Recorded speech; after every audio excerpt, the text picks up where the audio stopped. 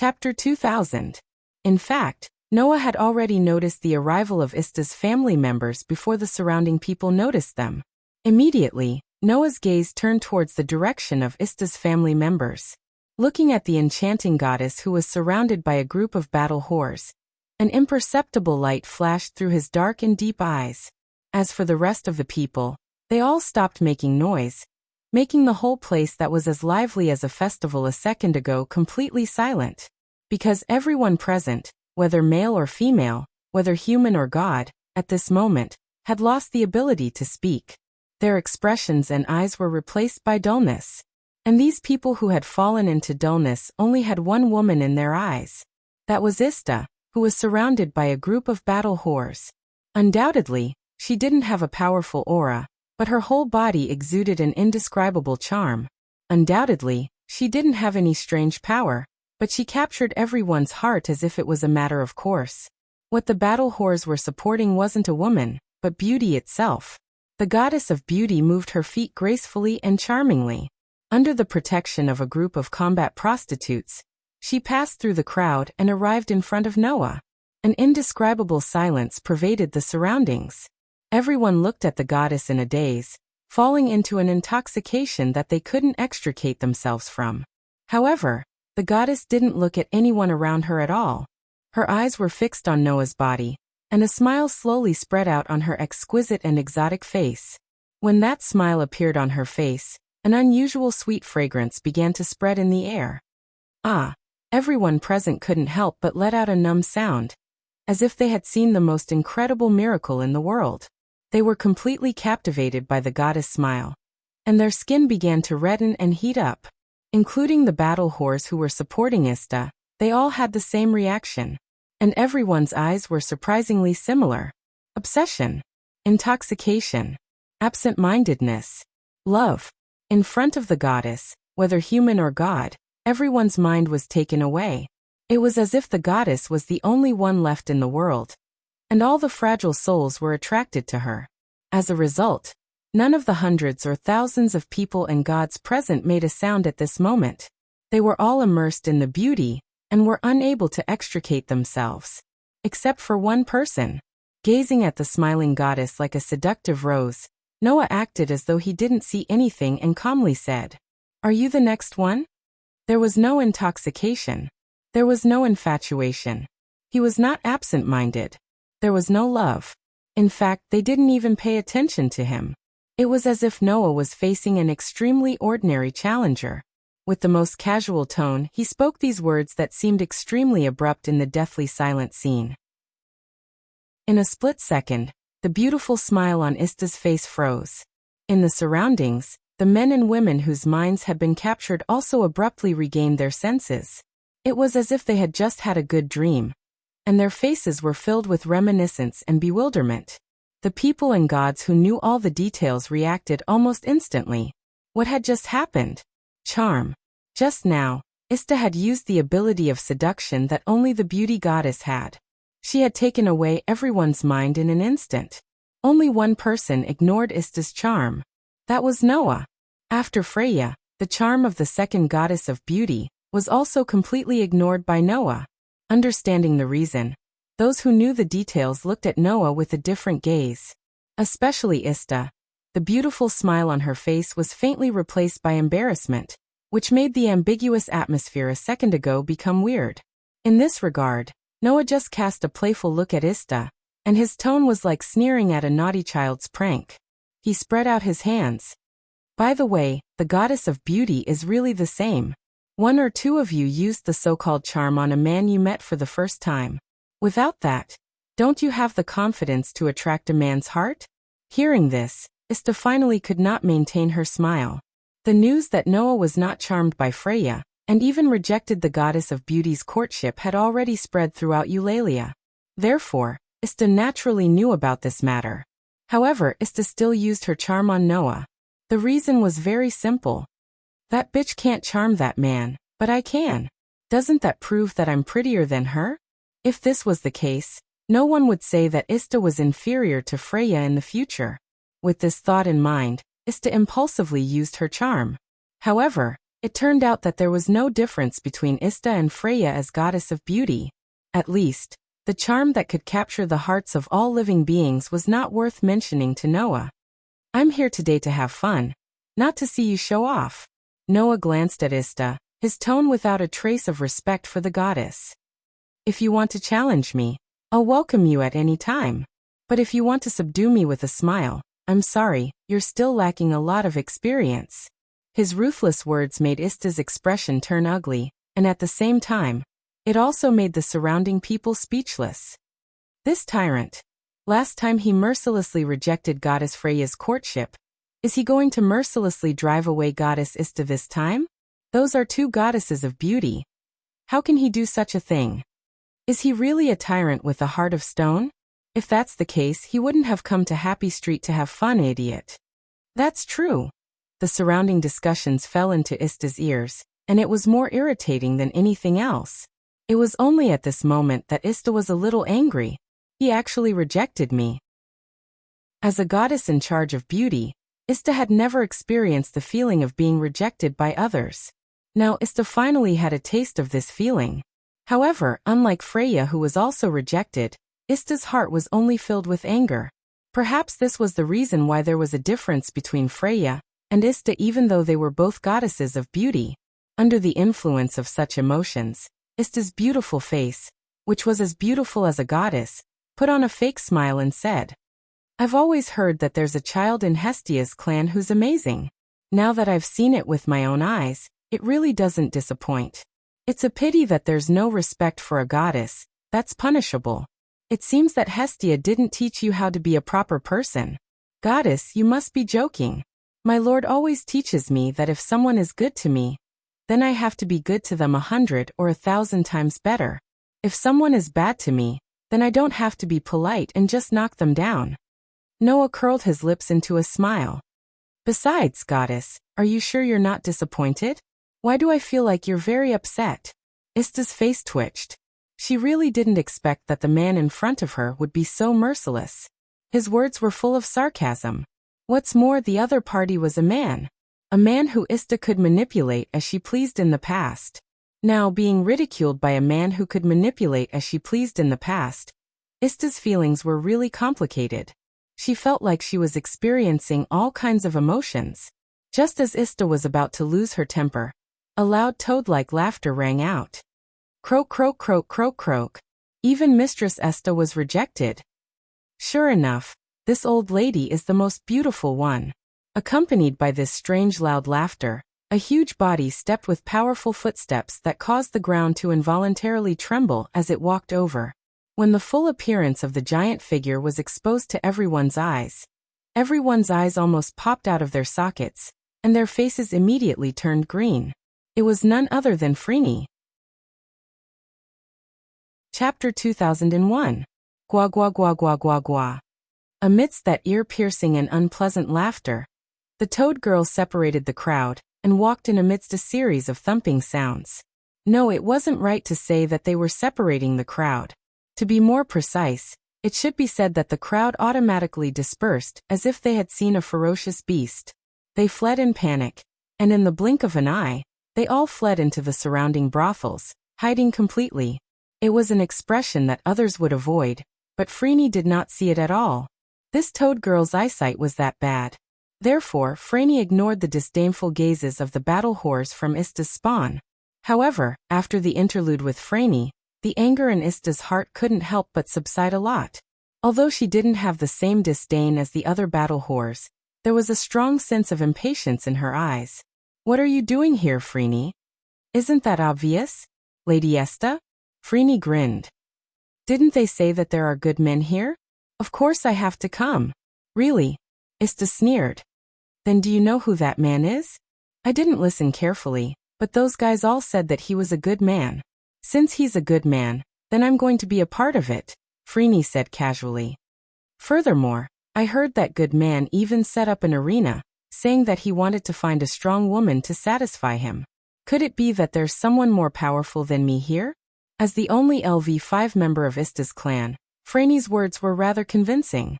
Moreover, even if she wasn't a LV5, looking at her huge body that was more than 2 meters tall, No one would think that Freeney wouldn't be able to satisfy a man. Instead, it was more likely that she would squeeze him dry. So far, countless men had been sucked dry by Freeney. If there was really a man who couldn't get satisfaction from a woman, then he would look for Freeney. The roles would definitely be reversed. But it was a pity that no man would take the initiative to find Freeney. Unless there was a second toad man in this world. No, even if he did, he wouldn't be interested in Freeney, right? In the past, if a man had set up an arena in Pleasure Street and said that he would buy a night with the other party if he was satisfied, he would definitely be dragged into the room by Freeney. But this time, Freeney was destined to stumble. Open your eyes. Ista took a puff of the cigarette and said expressionlessly.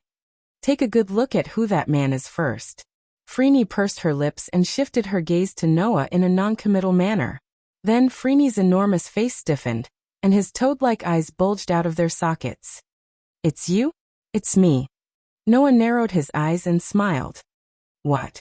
You want to get involved too? I won't show you any mercy. Why are you here? Freeney exclaimed. Her exclamation was like a roar, causing the surrounding air to tremble. Aren't you not interested in women?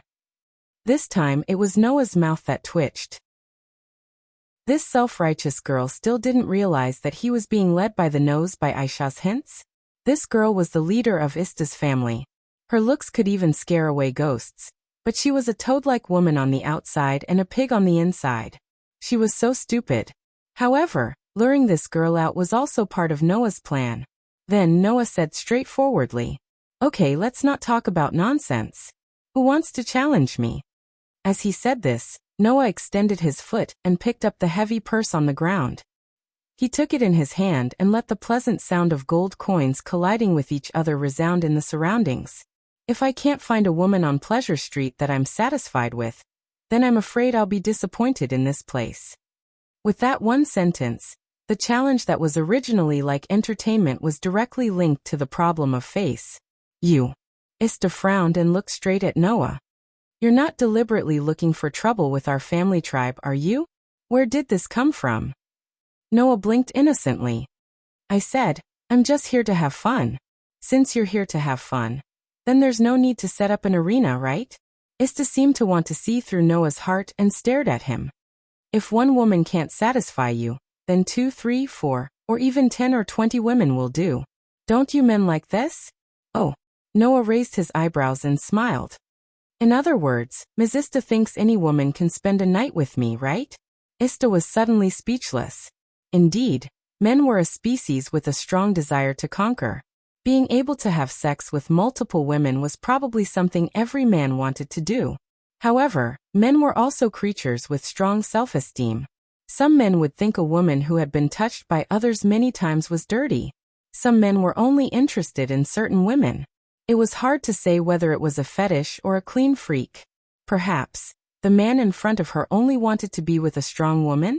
However, Ista still thought Noah was deliberately looking for trouble with her family tribe. After all, Ista was a goddess.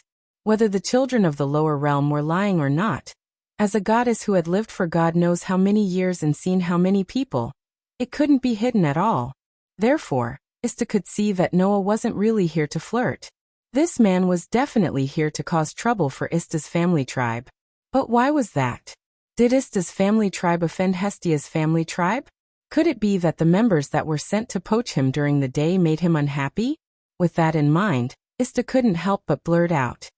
If you're really here to have fun, then this arena has no meaning to exist at all, right? Oh, Noah replied without changing his expression. Why do you say that?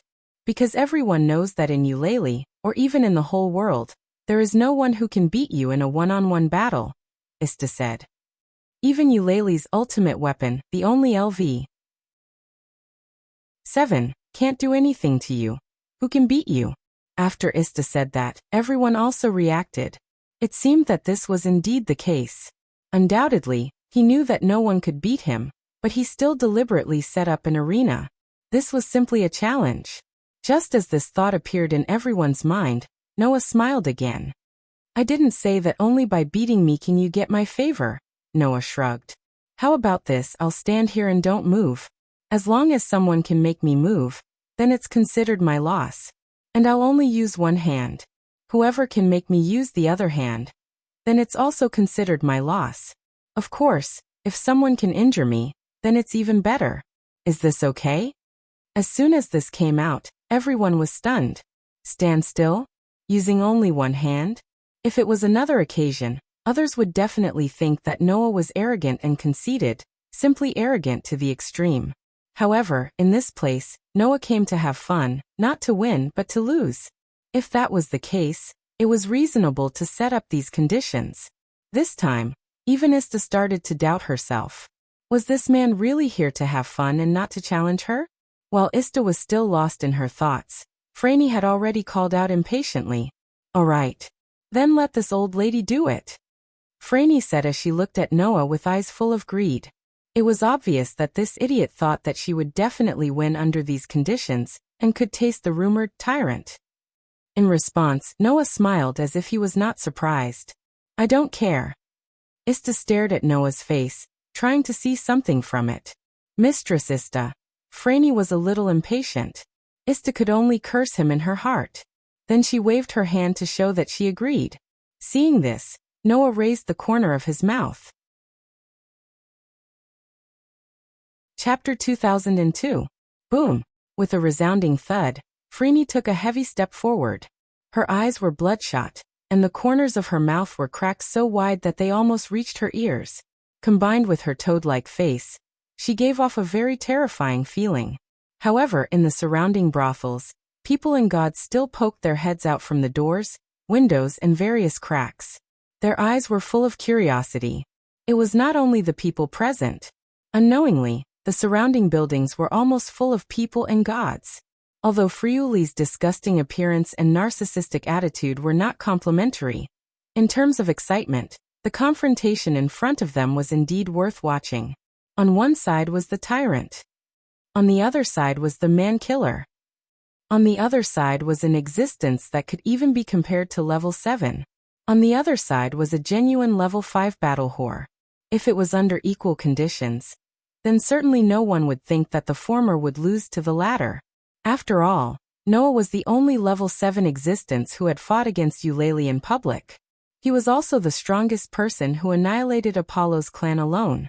If it was only level 5 against such a person, it was not worth watching at all.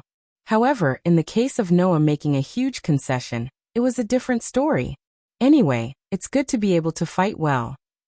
This was the most loyal thought of those gods and adventurers who wanted to see the world in chaos.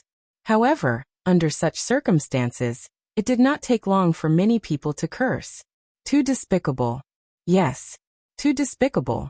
Not only did Noah make a promise that even if he lost, he would only use one hand in the battle, but what about Noah's opponent? This person was taking a huge battle axe from the hands of the two battle whore next to him. The battle axe model was almost the same as Friuli's body, nearly 2 meters in length. The blade was extremely wide, and the blade was unusually sharp. At a glance, it could be seen that it was an absolute masterpiece. Even if it was not a level 1 weapon used by level 1 adventurers, it was at least a level 2 weapon. In the face of such a weapon of mass destruction, one could neither dodge nor use both hands to fight. Anyone with a discerning eye could see the advantages and disadvantages. And if he were to fight with his bare hands, it would be equivalent to courting death. They've already made such a huge concession, yet they're still using such a weapon? Isn't this too damaging to the reputation of a LV5 level 1 adventurer? That's right. Many gods began to feel indignant, but even more of them were gloating over the misfortune of others. Ista, who knew what kind of conduct those gods had, naturally didn't care.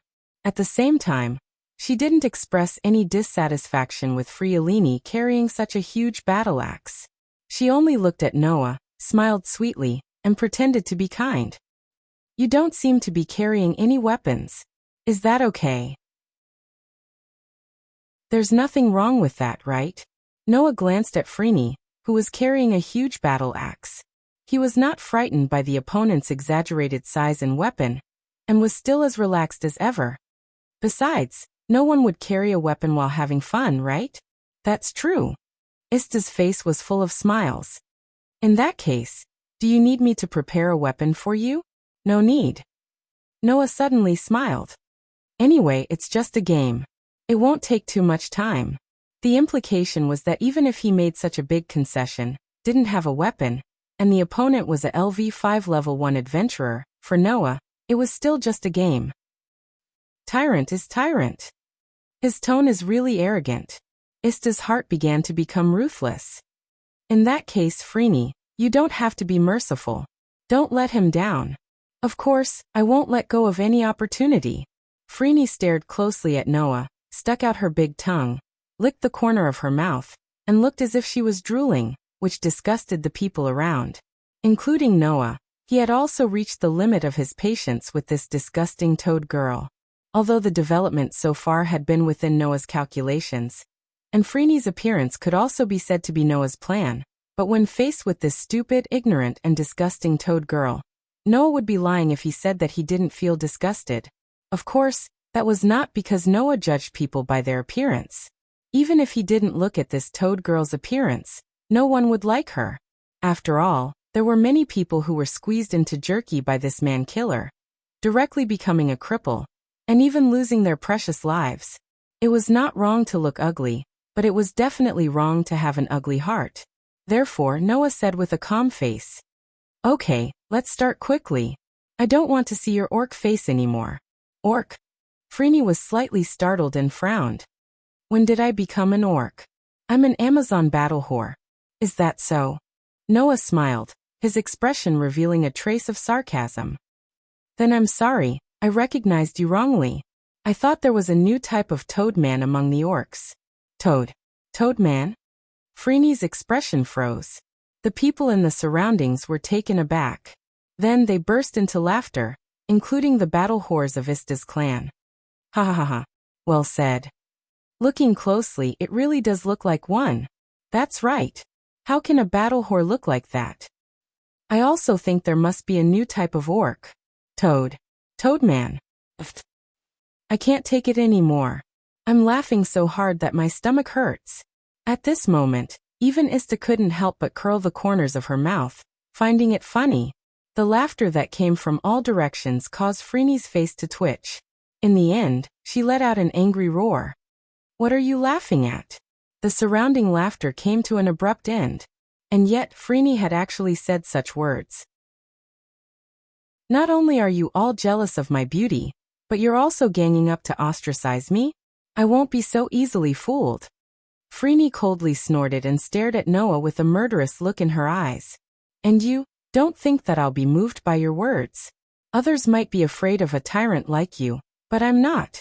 Let's see how you'll win against me in this situation. Freeney immediately let out a tiger-like roar, tightly gripping the large battle axe in her hand. Her entire body erupted with an incomparably powerful aura, causing the surrounding air to stagnate. Gua gua gua gua gua gua. Freeney laughed out loud as she stomped on the ground. With a heavy thud, her gigantic body transformed into a deadly cannonball as she violently charged towards Noah, who was almost within reach of her. He closed the distance in the blink of an eye. Whoosh! In the next moment, Freeney suddenly raised the battle axe in her hand. When she was only half a foot away from Noah, the battle axe in her hand abruptly swung downwards, carrying with it a sharp enough energy to pierce the skin of a person. It viciously chopped down towards Noah's head. The moment the wind blew, Noah's robes fluttered from the force of the battle axe under the huge battle axe, undulating up and down. The blade of the battle axe flickered with a cold light, telling everyone that the battle axe was not a toy, but a genuine high-grade weapon. On one side was a gigantic Amazon wielding a battle axe. On the other side was a bare-handed human who could not dodge or use both hands. No matter what, in the eyes of an outsider, the situation before them could be said to be very different. However, the one who was at a disadvantage was not the human youth whose robes fluttered under the battle axe, but the Amazon who was roaring and swinging down with the battle axe. Looking at the gigantic battle axe chopping down, Noah only raised one hand unhurriedly. Clang! Accompanied by a bell-like sound, a circle of strong wind with Noah and Freeney as the center suddenly vibrated and swept across the entire field. The strong wind blew the surrounding crowd to the point that they could not help but close their eyes. When they opened their eyes again, everyone in the crowd suddenly widened their eyes, their faces full of disbelief.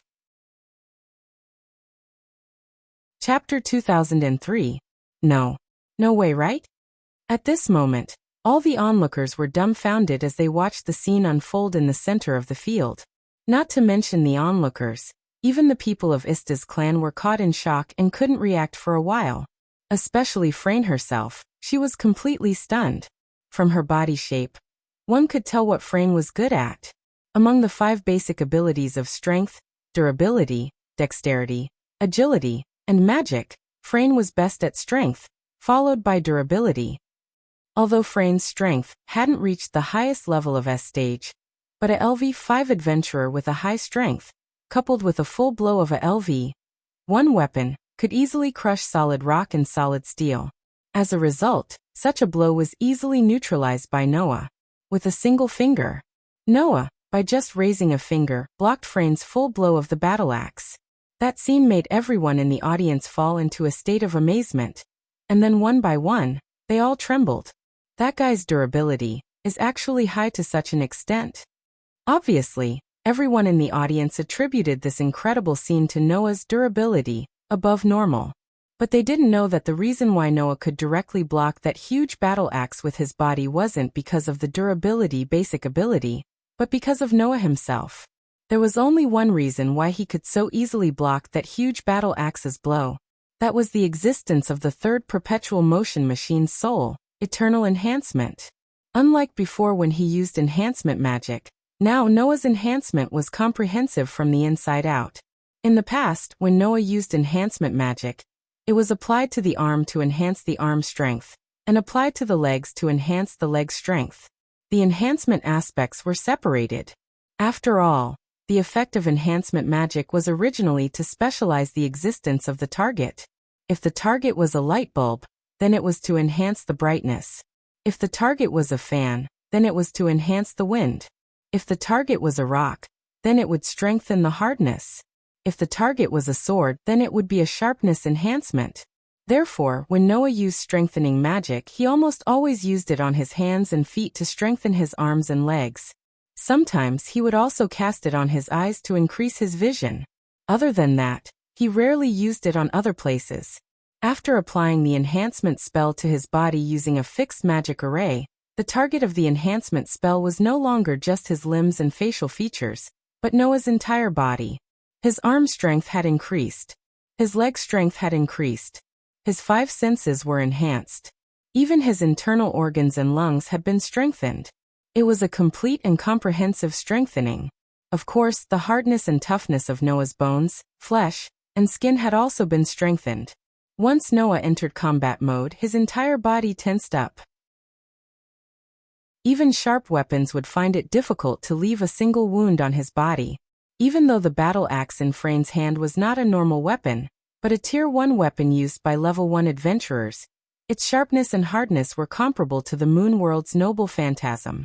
However, without a Tier B Noble Phantasm, it would still be difficult to leave a single wound on Noah's body. Of course, Noah wouldn't explain all this to the onlookers for no reason. Noah only looked at Frayne's dumbstruck toad-like face and sighed in disappointment. Is that all? Is that all? A Level 1 adventurer, who was unreachable in the eyes of others, received such an evaluation from Noah. Open. Open. Frayne's face was distorted. What kind of joke is this? With a furious roar, Frayne seemed to have gone berserk.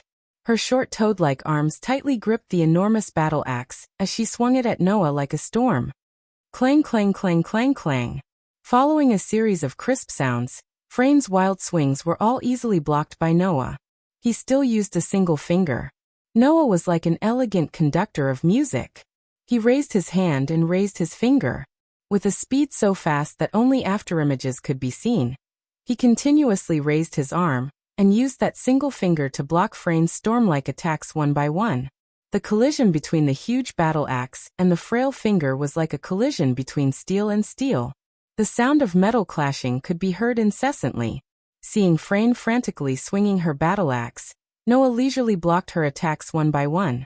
At the same time, he seemed to be deliberately provoking his opponent, and spoke as if nothing had happened. I say, why didn't you use the LV6 strength that you displayed in the dungeon? There's no benefit in going easy on me.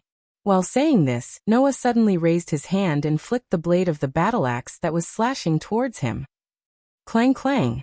The battle axe that came crashing down like an avalanche was suddenly deflected by a flick of his finger. It actually caused a burst of sparks that scattered in all directions. Frayne only felt a terrifying force violently jolt her back. She was forced to retreat several steps in the midst of a series of footsteps. Bah! Bastard! Frayne was unable to restrain her anger. I don't believe it. With a furious roar, Frayne once again pressed forward. Her entire body was like a meteorite as she charged forward with the momentum of a rampaging war chariot. In response, Noah only watched with narrowed eyes. His body remained motionless as he gently raised his hand and raised his finger. Whoosh! The storm-like slash came crashing down like a waterfall. Clang! The axe strike, which was powerful enough to shatter a human body, was deflected by the firm fingers as usual, causing a crisp sound to ring out. Huff huff huff huff. The battle axes were like a meat grinder, swinging crazily from all directions. Clang clang clang clang clang. The axe could easily shatter rocks, but in return, it was always the same sound of collision. Every time they collided, intense sparks would erupt from the point of collision. Every time he attacked or defended, the air around him would be slightly disrupted, and a strong wind would be stirred up. One side had given up on all defenses and attacked continuously as if they had gone mad. At the same time, he focused on blocking the incoming attacks and continuously flicked away the incoming battle axes with single-minded focus. Coupled with the difference in size and weapons, it looked like a battle between a giant monster and a tiny ant. However, the battle was progressing without any suspense for the latter. The onlookers who had gradually recovered from their astonishment burst into extremely enthusiastic cheers one by one. The unexpected scene made all the people and gods seem to be ignited and completely excited. Seeing that Noah was in the storm of slashes that could almost kill a person hundreds of times, but he never took a step back. With the power of one finger, he deflected the storm-like axe strikes one by one. Everyone was cheering for him generously. Only the battle whores of Ista's clan were all panicking. No way. Did he really fight against a LV5 level 1 adventurer with just one finger? That tyrant is actually this strong. Not to mention the battle whores, even Aisha, who had been silent and thinking about something, was stunned. Only Ista clenched her teeth. That kid is really looking for trouble. If it went on like this, by this time tomorrow, all the people in Eulalia would know that a LV5 head of Eulalia's family couldn't even deal with one finger of the enemy. At that time, Noah's name would undoubtedly resound, but Ista's clan would only become Noah's stepping stone. If that really happened, how would she be made fun of by the jealous goddess? I will never allow that kind of thing. Ista took a deep breath and calmly said to Aisha, Aisha, get ready immediately. Aisha almost immediately understood Ista's plan. She didn't say anything and just silently retreated. About a minute later, a burst of light particles suddenly appeared in the air. Seeing this, Noah was not surprised but happy. Finally. Chapter 2004. Wang. When the air suddenly trembled and a burst of light particles abruptly appeared on the scene, the surrounding crowd who were cheering enthusiastically were all stunned. Noah, on the other hand, showed a serious expression for the first time since the start of the match. Upon closer inspection, he discovered that the light particles that had suddenly appeared were gradually condensing into a vortex of light that resembled a magic array. The whirlpool of light looked like a hammer without a handle. It hovered high above Freeney's head, shining with resplendent radiance. At this moment, Noah fully unfolded his sensing ability, enveloping the surrounding area. Then Noah clearly felt it. In an Eastern-style brothel nearby, a wave of faint fluctuations gradually spread out. Is it there? While Noah stared closely at the Eastern-style building, the luminous mallet suspended above Franny's head suddenly descended and struck Franny's body. In the next moment, the light particles on the hammer transformed into a torrent, enveloping Freeney's entire body. Roar, roar, roar! Freeney let out a furious roar, and his aura suddenly swelled. creating a powerful gale that attacked the surroundings like a shockwave. Seeing Freeney's sudden outburst, the surrounding onlookers were all shocked. There's still a godly twist in this situation. I like this development. Could it be that the Toad Girl is going to show her might next? Then the tyrant will meet his tragic end here? Do you have to do this? In the crowd of onlookers, a group of Prince Charming with advanced thinking became excited and shouted loudly in a language that no one could understand.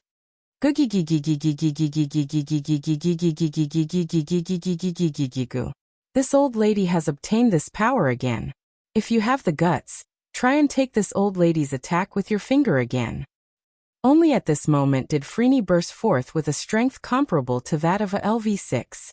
The aura swept across the surroundings like a gale, causing the sand and dust on the ground to be swept up and blown in all directions. Unfortunately, Freeney did not know whether it was LV5 or LV6. In the eyes of others, there might be a big difference, but in Noah's eyes there was not much difference.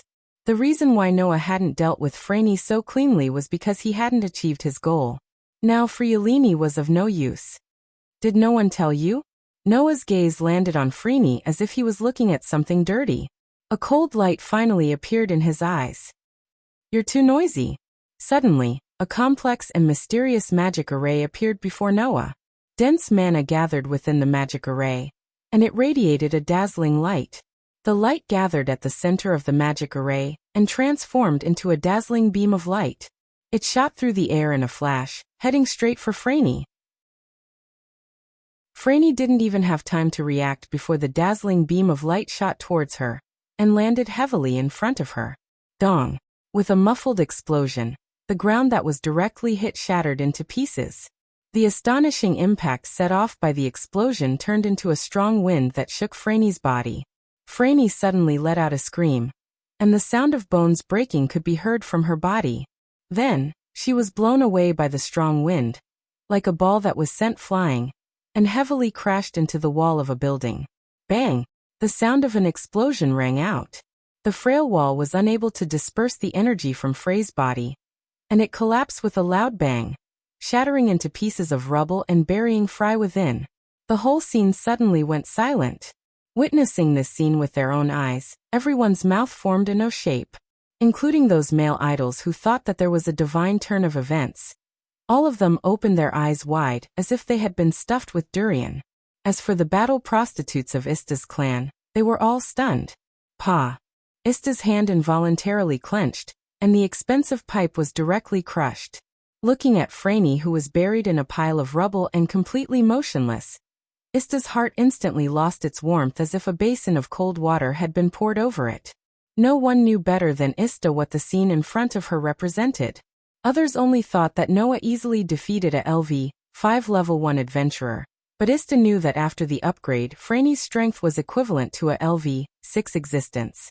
Such an existence, the strongest battle prostitute of Ista's clan, was actually defeated by Noah with just a wave of his hand? This child, who was reputed to be comparable to Eulalie's LV7, was actually able to defeat the strongest commander of Ista's clan with just one blow? Did that mean that the LV7 Otto of Freya's clan could also do the same thing? Ista didn't dare to imagine. If that was the case, then how could Ista's clan fight against Freya's clan? Ista, who originally thought that she could rely on that to annihilate Freya's clan, had her delusion extinguished, and her beautiful face began to distort. Ista's eyes began to show hatred as she looked at Noah. I'm sorry, Mistress Ista. I was a little too heavy-handed. Noah looked at Ista's somewhat hateful eyes, as if he had seen through her thoughts, and smiled meaningfully. However, this will also allow you to have a clearer understanding of your own capabilities. Don't think that you can control the fate of others at will just because you're a god. It's better if you don't let your subordinates poach people from other people's camps with threats and promises in the future. After saying that, Noah ignored Ista's ugly appearance, but it didn't affect her beauty at all. He reached into his arms, took out the heavy money bag, tossed it, and pretended to sigh. It seems that I won't be satisfied tonight. Well, even if I'm not satisfied, I can't come here in vain. This time I'll make do with it. After saying that, Noah didn't even look at the battle whores of Ista's clan. He turned his head and walked towards one of the directions of Happy Street. The surrounding onlookers gave a warm applause, and while sending off Noah, they were also engaged in a heated discussion. What a tyrant! So domineering and strong that he didn't even give face to the goddess of beauty. If he wasn't very strong, this guy would definitely die a horrible death. Unfortunately, his strength is extraordinary. That's why he became handsome. Yeah. What a good show. The gods who liked entertainment began to leave with satisfaction. Together with the surrounding onlookers, they gradually began to disperse. The battle whores left behind by Ista's clan looked at the trembling Ista and hurriedly lowered their heads. They were afraid that they would be the target of their lord god's anger. Damn it! Ista was furious. A mere human. A mere member of a low-level clan. A mere man. Aha! Ista, who had never been treated like this by a man, was really furious. At the same time, for Ista, who had always believed that she was the most beautiful goddess and had always firmly grasped the heart of every man, it became an uncontrollable knot that directly penetrated her heart. While Ista was furious, Aisha looked at the direction Noah left. Her eyes flashed slightly, and she whispered in a low voice, "It's actually that direction? Is it a coincidence? Or..." At the same time, Noah came in front of a brothel. Looking at the Eastern-style buildings, Noah narrowed his eyes slightly. Is this the place? He had searched high and low for it. The reason why Noah made such a big commotion was to find this place without anyone noticing. If he secretly inquired, it would attract the attention of Ista's clan. After all, a person who had never been to Pleasure Street secretly inquired about information everywhere. As the clan member who was in charge of the entire Pleasure Street, Ista would definitely notice it and be vigilant. For this reason, Noah put on a show.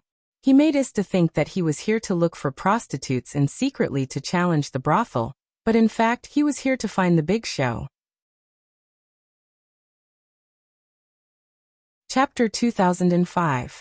In front of God, people in the lower realm could not lie. In this world, such a sentence was simply like a standard, and it was known by all the people in the lower realms. Everyone knew that in front of God, who had existed for a long time, their lives were too short.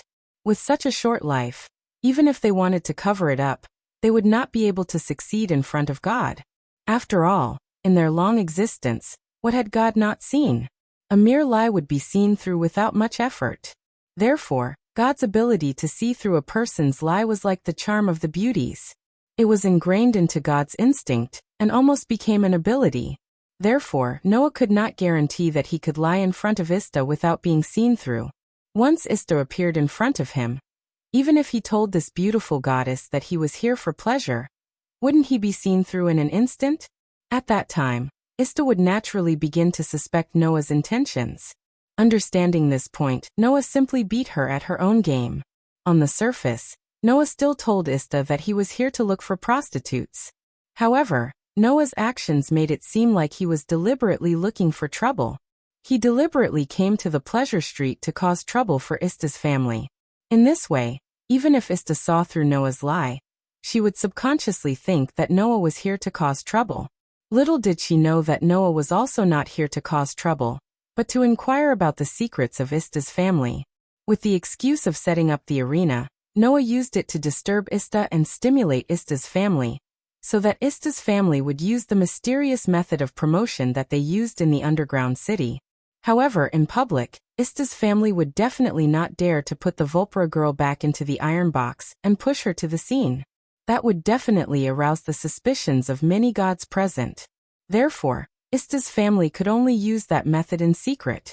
At that time, Noah could rely on his superb sensing ability to find the Volpra girl's location. Ista, who did not know about Noah's ability, would definitely think that he did not know about the Volpra girl's existence. Therefore, Noah could openly use the excuse of seeking pleasure to find the Volpra girl. Everything is going according to plan. Although Ista is a god, her jealousy is too strong and her weakness is too obvious. If she wants to compete with others in a battle of wits and courage, once her weakness is grasped, she is basically finished. No wonder Freya has been suppressing her. It's not without reason. Noah looked at the Eastern-style buildings in front of him, and could not help but feel a trace of anticipation in his heart. All right, young master, I'm here for pleasure. After saying that, Noah stepped into the brothel in front of him. As soon as Noah entered the brothel, an old woman came up to him and warmly entertained him. Perhaps because Noah had caused a stir in Pleasure Street, the old woman seemed to know that the man in front of her was not only powerful, but also extravagant and had a large sum of money to squander. Her enthusiasm was almost unbearable. Noah didn't want to get entangled with the other party, and said this directly. Introduce me to your top prostitute. That day, in the 18th floor of the underground city, although Noah had only taken a few hurried glances at the Vulpera girl, he vaguely remembered that she was definitely not bad-looking. With that kind of appearance, it would be unreasonable if she was not the top prostitute in such a brothel. Therefore, Noah said that to make people feel that he was a real brothel patron, and not looking for someone with a purpose. As expected, the old woman did not suspect anything and nodded repeatedly. She personally led the way and brought Noah to a room similar to a meditation room. There was an incense burner in the room, filling the air with a refreshing aroma. In the depths of the room, there was a partition. After leading Noah in, the old lady left silently with a smile on her face. Noah was the only one left at the scene. There was also the girl who spoke to Noah from behind the partition. Welcome, Your Excellency. She had long golden hair that reached her waist. She had fox-like ears and a tail. She was wearing a red kimono. She was around 17 or 18 years old. He had only seen her once, but she looked quite familiar. He had only seen her once, but she looked quite familiar. He had only sensed her once, but he could not forget her aura. Without a doubt, this prostitute was the Vulpera girl who had appeared in the 18th floor of the underground city. The Vulpera girl sat on the ground in front of Noah, and bowed respectfully to him with the most dignified etiquette. My name is Chuanji. Sir, you can call me Chuanji. Please take care of me. She behaved like a noble's daughter. She behaved like a dignified young lady. The Vulpera girl who called herself Chunji looked at Noah just like that, asking so gently with a pure and moving smile that didn't seem like a whore. Sir, do you want to go to bed now? Or do you want Chuanji to drink with you first? Chuanji can have the servants prepare delicacies and fine wine. Sir, please tell me what to do. Noah didn't say anything when he heard that. Instead, he slowly walked over to the Vulpera girl who was sitting on the ground. The Vulpera girl called Chuanji instinctively looked up and met Noah's gaze. Looking at this beautiful Vulpera girl, many things flashed through Noah's mind. Within the beastman race, there were many types of beastmen. For example, werewolves, cat people, canine people, pigmen, and so on. These races that possess some of the characteristics of wild beasts, in addition to having physiques comparable to wild beasts, also had innate advantages corresponding to their own race. For example, canine people were born with a sensitive sense of smell, which was no different from true canine beasts. Even if they were extremely far away, they could still smell people and find them. Compared to the humans who were born without any physical advantages and only had outstanding intelligence, the orcs were undoubtedly stronger in all aspects. If there were two races that did not receive any favors, one being humans and the other being orcs, the former would generally not be able to defeat the latter. Among this group of orcs, the Vulpera race was the most unique existence. This was because the Vulpera was the only magical race among the orcs. In other words, the Vulpera were born with the talent to learn and use magic, just like the elves. However, the magic used by the Vulpera was very different from the magic used by the elves, who were at the top of the magical races. Perhaps it was a little unclear, but to put it bluntly, the power that the Vulpera could use should be called demonic arts, which were just classified as magic. The magic that was collectively called demonic arts was also a very rare type of magic. In terms of power alone, perhaps it could not compare to orthodox magic, but almost all of them had unique effects. It was precisely because of this that Noah had reason to believe.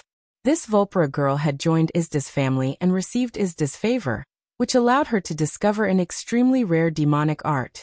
It was this demonic art that allowed this girl named Chunji to obtain magic or skills that could greatly increase one's power, which became the trump card of Izda's family. At this thought, Noah's gaze toward the Vulpera girl turned thought-provoking. Sir. However, Chunji seemed to be unable to endure Noah's undisguised direct gaze. She lowered her head and spoke in a submissive manner. She lowered her head and asked, "Did Chunji do anything wrong to make you unhappy?" Noah still did not reply. Instead, he extended his hand and pinched the Vulpera girl's chin, raising her face to look at him. Their gazes met once again. Staring at those deep pitch-black eyes that carried a thought-provoking meaning, Chunji's beautiful face actually turned slightly red, as though she felt embarrassed. She did not look like a daring prostitute at all. Under such circumstances, Noah said frivolously, "Don't you know who I am?" "Sir, you must be an incredible figure," Chunji said in a fearful manner. "Chunji has never been allowed to move freely, so it's inevitable that I'm a little ignorant. If I've offended you in any way, please forgive me." Noah nodded in understanding. Chapter 2006. Now in the whole of Eulalia, it was really difficult to find a person who didn't know Noah. It could almost be described as impossible. After all, back then, the war game between Noah and Apollo's spawn had been broadcasted live in Eulalia. Everyone and the gods had seen with their own eyes how domineeringly Noah destroyed all of Apollo's spawn, including the city. In the end, he even defeated the leader of Apollo's spawn with his own hands. It was so clean and efficient that it was frightening. Coupled with the incident where Freya's courtship was rejected, Noah's name had spread throughout Eulalia, and it was really difficult to find someone who didn't know him. However, this Vulpera girl named Chunji was one of them. The reason was that Chunji was not allowed to move freely by Esta's spawn. Presumably, Chunji didn't watch the war game between Noah and Apollo's spawn due to the issue of freedom. This wasn't modern society, where every house had a TV to watch the live broadcast. If one wanted to watch the war game between Noah and Apollo's spawn, they could only watch it in places like the guild headquarters, taverns, or the spawn's base camp. Only there would the gods use the only divine power that they were allowed to use to conduct a live broadcast, showing the entire process of the war game in front of everyone. Chunji, who was not allowed to move freely, naturally couldn't go to those public places. Even if she knew about Noah's deeds, she wouldn't recognize his face. Understanding this, Noah didn't feel that it was a pity, nor did he find it strange. Noah had more or less guessed that this Vulpera girl's freedom was restricted. A guild member who had magic or skills that could greatly increase one's power and become the trump card of the entire spawn was too precious. No one would feel at ease letting her move freely and give others a chance to poach her away. Moreover, Noah could sense that this Vulpera girl wasn't very powerful, leaving such a precious but weak fighting force to wander outside. Who knew when it would encounter an accident and die? That would be too much of a pity.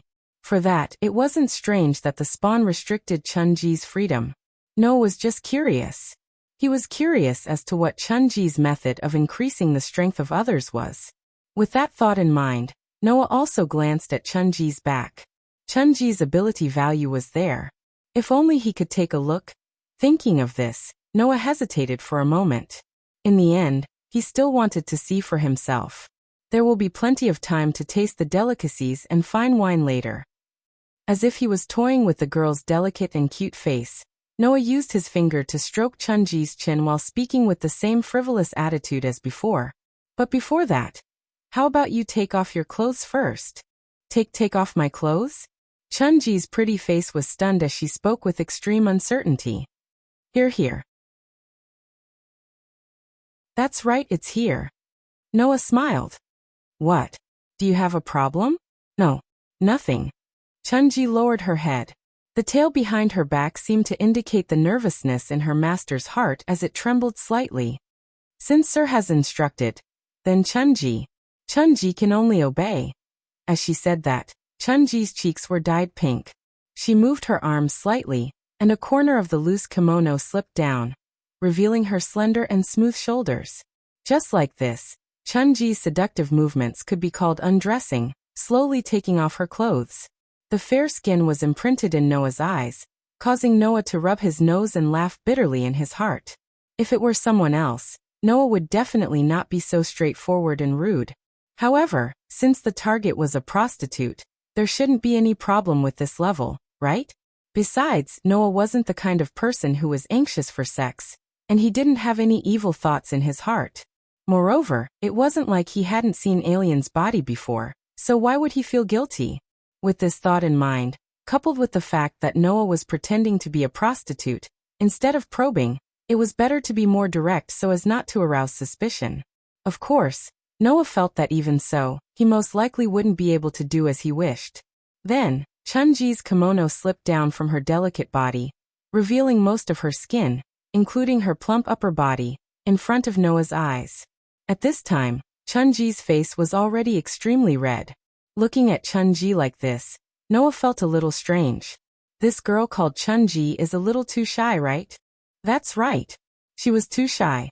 Undressing in front of others as a woman, even if she was a prostitute, she would still be shy when she felt shy. Noah could understand this point. However, looking at Chunji's flushed face, it was no longer just a case of shyness. Rather than being shy, it was more like being ashamed. A prostitute actually had such a strong sense of shame, as if it was her first time. It can't be really her first time, right? In this way, Noah felt a little uneasy. If the other party was a very experienced prostitute, then it would be fine. However, if it was really her first time, then it would be a big problem. Looking at Chunji's blushing face, but still holding back her shame and slowly taking off her clothes, Noah couldn't help it. Of course, it wasn't that he couldn't help but pounce on her, but that he couldn't help but shout for her to stop. Alright, it's fine here. It's fine here. Chunji couldn't help but be stunned. At this time, although Chunji's entire upper body was exposed, her kimono had just slid down to her waist. That was fine? He could do it like this? Chunji was confused. While Chunji was confused, Noah glanced at her back at lightning speed. Chunji's back was smooth and white, with distinct lines that could clearly make people see a different kind of charm. However, being smooth and white also meant that there was nothing on it, including the ability value that Noah wanted to see. Seeing this scene, Noah thought to himself as expected. Among the adventurers, there were actually quite a few people who wore clothes that exposed their entire back. For example, the more open Amazon girls like Tiona and Tiona, their entire back could almost be said to be visible at a glance. In this way, could it be that Tiona and Tiona's ability value could be seen by anyone? Of course not. In fact, at the same time that the ability value was engraved, the gods would also use the divine blood as a guide to add a lock for the person who received the favor. The so-called lock was to hide the ability value, and it couldn't be seen at all. In order to not expose the most important ability value information, the gods developed this method to add a lock to the ability value of the children within the clan. Hasti didn't help Noah to lock his ability value at the beginning, because she didn't know about this. Noah was Hastia's first clan member, and Hasti had just descended to the lower realm not long ago, so it could be said that she was a newcomer. Gods who had just descended to the lower realm often didn't know about this kind of locking method. Therefore, Hasti didn't help Noah to lock his ability value. When Noah was camping with the girls of Loki's clan on the 18th floor of the underground city, he inadvertently saw that Ace, Tiona, and Tiona all had their backs exposed, but there was no ability value on them. Out of curiosity, he asked, and as a result he learned about this matter. And of course, Ista's clan, which belonged to the top clan in Eulalia, naturally knew about the lock. Chunji's ability value was also locked. Fortunately, in this regard, Noah also prepared a corresponding method. The next step was to use that method. Just as Noah was immersed in such thoughts, a pair of slender jade hands suddenly wrapped around his neck and pulled him to the ground. However, Noah didn't hit the hard ground, but fell into a soft place. Chunji wrapped her arms around Noah's neck, pulled Noah onto her body, and then she fell down. She blushed, closed her eyes, and said timidly, "Please, please take pity on me." Noah was stunned. After a while, Noah finally reacted. He looked at Chunji, whose face was flushed red and her breathing quickened. She looked like she was at his mercy, and her clothes were half undone. He immediately laughed dryly. "I suddenly want to enjoy good wine and delicacies first." Hearing this, Chunji opened her eyes. She looked at Noah with tears in her eyes as she spoke. "Are you dissatisfied with Chunji, my lord?" No, Noah hurriedly said. There's absolutely no such thing. Then you're not used to taking the initiative? Chunji showed a determined expression. In that case, let Chunji dress you up. With that, Chunji suddenly turned over and sat on Noah. Huh? Noah made a sound that sounded like he had lost his mind. At this time, Chunji was already reaching out to Noah's clothes with trembling hands and unbuttoning Noah's clothes. Wait a minute. Noah almost subconsciously tried to stop him. However, at this time, Chunji had already unbuttoned Noah's clothes, exposing his upper body. Looking at Noah's broad chest, Chunji's eyes suddenly widened, and her beautiful face sunk into an unprecedented red. Then, something that even Noah didn't expect happened. Ugh! Chunji's eyes suddenly rolled, and her head drooped. Without any warning, she fainted and fell onto Noah's body. Hugging the girl's soft body and looking at the girl who suddenly fainted, Noah's mouth twitched, and he was speechless. What's the situation now? Chapter 2007. In the room filled with a strange fragrance, Noah carried the fox girl, who was only covered by a red kimono, to the bed and laid her down. Only then did he have time to think about the current situation. Looking at the unconscious fox girl, Noah sighed and muttered to himself. Could it be that she fainted because she was too shy? If that was the case, then Noah really wanted to scream. What kind of prostitute is this? Noah was speechless and helplessly muttered. But this is a good opportunity. Muttering like that, Noah turned his gaze to Chunji's back. As the saying goes, mice have their own ways, and snakes have their own paths. While the gods developed a method to lock ability values, some busybodies also developed a method to unlock ability values to reveal the hidden ability values. It was a tool called the unlocking medicine. As long as one dripped it on the back of the person who received the favor and followed the correct steps, then the lock of grace set by the gods could be unlocked. To create this tool, two conditions must be met. 1. The creator must learn the mystery development ability. Without the ability to create miracles, even the most brilliant person would not be able to unlock the lock of grace set by the gods, let alone create the relevant tools. 2. The creator must use the god's blood as the material to create the unlocking medicine. The god's blood was the necessary medium to carve and alter the grace. At the same time, the medium to lock ability values was also the god's blood. In other words, the god's blood was the key needed to carve and alter ability values. Without this key, even if the mystery was trained to the highest S level, it would still be impossible to create the unlocking medicine. Of course, because the material was the god's blood, this tool could only be found by chance. Without the god's permission, forcefully unlocking the lock of grace set by the gods was naturally not allowed. And at the same time, it was also an immoral thing to do. After all, it could be said to be an illegal tool used to peek at other people's ability values. Because of this, the unlocking medicine could only be bought in the black market. As for the price, it was even more expensive than the panacea that could instantly heal any injury. Naturally, Noah did not have the time to go to the black market to prepare such an item. Besides, Noah didn't have enough money to buy this kind of item at the moment, so of course he didn't have the antidote on him. However, Noah did not need the antidote. This was because Noah had already obtained the method to unlock it. When Noah returned to his tribe, he told Hestia about the lock. Hestia then asked her close friend Hephaestus about it. Noah then learned how to lock and unlock the lock from Hestia. Now that he knew how to unlock it, all that was left was to use the god's blood as a medium. Noah didn't have that either. However, Noah had divine power. In the past, Hestia had dripped a drop of God's blood into Noah's body. As a result, the energy contained within was absorbed by Noah. In other words, as long as Noah used his divine power, the effect would be no different from divine blood. The evidence was that Noah had relied on his own ability to help himself update his ability value many times. So logically speaking, I should also be able to rely on divine power to unlock it. With that, Noah sat on the edge of the bed and helped Chunji up, so that the Vulpra girl's back faced him. At the same time, the boundless energy in Noah's body also rotated and turned into a torrent of divine power. Noah mobilized the divine power in his body and gathered it on his fingertip. Hum.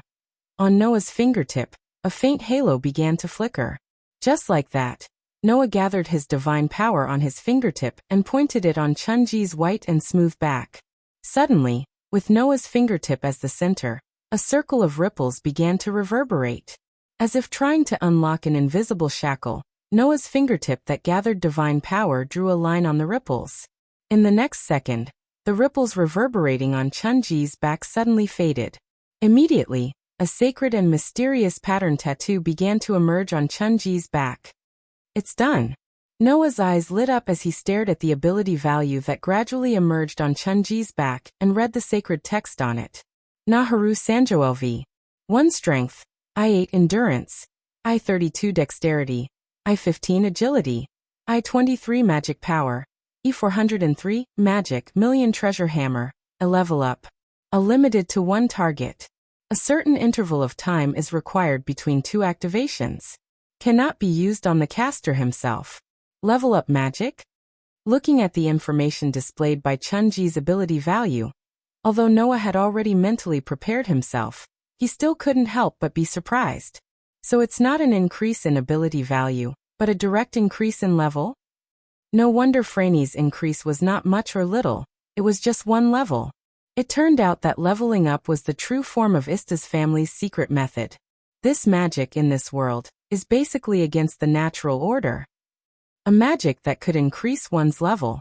Noah didn't know if this kind of magic had appeared in this world before, and whether it would appear in the future, Noah didn't know either. Noah only knew that the only person who had this kind of magic in this world was the fox girl named Naharu Sanjo. At the very least, Noah had never heard of anyone who possessed a spell that could increase one's level. It was also because of this that Ista regarded it as a treasure, and planned to use it to deal with Freya's family. Its effect could be said to be powerful. If an adventurer of LV6 obtains this magic, then he can directly challenge Eulalie's ultimate weapon. Noah looked at the unconscious Chunji with eyes full of emotion. This girl, once this magic is exposed, I'm afraid she will be crazily fought over by all forces. Even Ista's family may not be able to protect her. After all, it was a magic that could increase one's level. Even if it was only limited to one person and there was a time limit, the importance of this magic was not only that it could be used to increase one's strength, but also that it could allow the target to challenge opponents who were higher than their actual level, obtain better EXP, and even achieve great achievements, and then level up. With this magic, it was only a matter of time before a large number of experts could be created, unless the potential of the target had been completely explored, and no matter how much EXP they accumulated, they would not be able to level up again. The owner of such a magic was regarded as a treasure by Ista's family, who could be regarded as the top of Eulalie's family. The girls of Loki's family were also amazed by this mysterious method. Who wouldn't want to obtain it? Even Noah was starting to have some ideas. If we poach this girl into our family, then even if there was no Noah, it was only a matter of time before Hestia's family became the top family in Eulalie's family. When he thought that he couldn't stay in this world forever, Hestia's family needed a real trump card that they could rely on. Noah suddenly had a plan in his heart. Just when Noah was thinking about his plan, an extremely abrupt aura appeared in his sensing range. Noah's heart moved. He shrugged his shoulders and calmly added the lock on Chunji's back to hide the ability value. Then Noah simply didn't do anything. He just kept his disheveled appearance and helped Chunji, who was half undressed, to lie down. As if he was waiting for something, he played with his fingers in boredom. Time passed by like this. Feeling that the aura had come to the surroundings, Noah smiled slightly and said very abruptly, "Don't you want to come out? I won't welcome you." As soon as the voice fell, the whole room fell into silence again. Noah wasn't in a hurry. He just sat there, as if he just remembered now, and leisurely tidied up his clothes. Until a certain moment, outside the window, a tall figure suddenly rushed in and landed in the center of the room. The newcomer turned her eyes to Noah, looked at Noah who was tidying up his clothes, then looked at the half-undressed, unconscious Chunji lying on the bed, and frowned tightly. If it was someone who didn't know, they would definitely be confused by the scene in front of them. They would think that Noah intoxicated the girl, took advantage of her, and finally succeeded. Now it was over, right? Unfortunately, others didn't know the inside story, but how could Aisha not know? The newcomer was Aisha. Chapter 2008. The fragrance that permeated the room seemed to have suddenly become heavy, and it became somewhat uncomfortable. It was because it was affected by the atmosphere. Aisha looked at Chunji. After confirming that nothing happened to her, she secretly let out a sigh of relief. She turned her head and cast her gaze on Noah. She suddenly smiled. You really came for Chunji. Why do you say that? Noah said innocently. I just came here to have fun. Why would I come here specifically for anyone? Okay, you can lie to that self-righteous beauty, but you can't lie to me, Aisha said with certainty. Because I don't believe that a man who can even reject a beauty would be immersed in a woman from the lower realm. You don't have any evil thoughts when you look at the opposite sex, so your goal is Chunji. No wonder she was known as the battle whore. This woman's strength may not be very high, and she was almost like an ant in Noah's eyes, but in terms of observation and thinking, Aisha was much better than Ista, who had obvious weaknesses. Therefore, Noah knew that it was useless to hide it. However, Noah didn't show the slightest trace of panic and smiled. Since you've already seen through my intentions and have come here alone to see me, you shouldn't be trying to expose me, right? Of course, Aisha said without hesitation. I just came to see how you will treat Chunji. Without a doubt, Noah already knew that Chunji was the biggest reliance of Ista's clan tribe. Facing this Vulpera who possessed super powerful magic, what would Noah do? Based on this, Aisha would also treat him differently. I just wanted to quietly observe from the side, but I didn't expect to be discovered by you. Aisha stared at Noah and said, however, I believe in you. You will definitely treat Chunji well. Me? Treat Chunji well? Noah raised an eyebrow. What does that mean? Aisha did not answer Noah's question. Instead, she looked at the unconscious Chunji with pity and sympathy in her eyes. This child is actually an unfortunate person. Unfortunate people. Noah looked at Aisha. From what you're saying, there seems to be a reason why Chunji would appear here and become a prostitute. If that wasn't the case, do you think a girl who fainted from shyness when she saw a man's body would sell herself here? Aisha laughed at herself. Chunji is different from us. We are following our own desires and are willing to be prostitutes here. However, Chunji is not of her own free will. Noah had already expected this. Not because of anything else, but because Chunji's performance was too unlike a prostitute who sold her body. Her innocent appearance could be explained away as a deliberate act. After all, some men liked this kind of thing. Many prostitutes would pretend to be very pure in order to arouse men's desire to conquer. However, that fainting from excessive shame was not something that could be faked. Therefore, it had to be said that Chunji was an unqualified prostitute. And all of this proved that there was definitely a reason why Chunji would become a prostitute here. This child was born in the Far East. She was originally a descendant of a noble. When she was young, she ate the offerings used to worship the gods. As a result, she was kicked out by her father, who was an official and responsible for serving the gods. Aisha came to Chunji's side and gently stroked her face. In fact, it was just the result of a person who happened to be a guest in Chunji's house. After seeing Chunji, he had malicious intentions and planned to take Chunji for himself. Chunji was innocent from the beginning to the end. Hearing Aisha's words, Noah couldn't help but turn his eyes to Chunji. Although she still looked half-naked, Chunji's appearance was very beautiful and pure.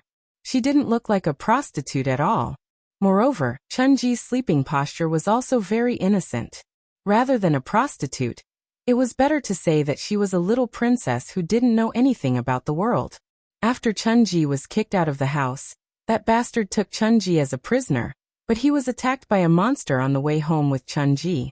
He left Chunji and escaped by himself, Aisha said with contempt. That kind of man, even if he was given to me for free, I wouldn't accompany him. Fortunately, Chunji didn't encounter his evil hands. Then what happened? Noah asked. How did Chunji survive in front of the monster? A passing thief saved Chunji. Aisha sighed. That guy wasn't a good person. He saved Chunji just because it was convenient. He sold Chunji to Eulalie. As a result, after several twists and turns, Chunji was bought by Lady Eulalie and became a member of Eulalie's family.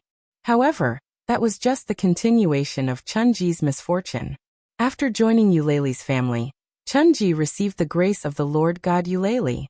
Her talents were discovered and she obtained the magic named Hammer of Thousand Treasures. Eulalie, who personally discovered this magic that could increase the level of the target, was almost ecstatic. From then on, she watched Chunji closely and regarded her as the biggest trump card of her family. After Chunji received the grace, it has been a while, but her ability value didn't increase much. Only the proficiency of the basic ability magic power increased. She is regarded as a magic tool. Aisha said emotionlessly.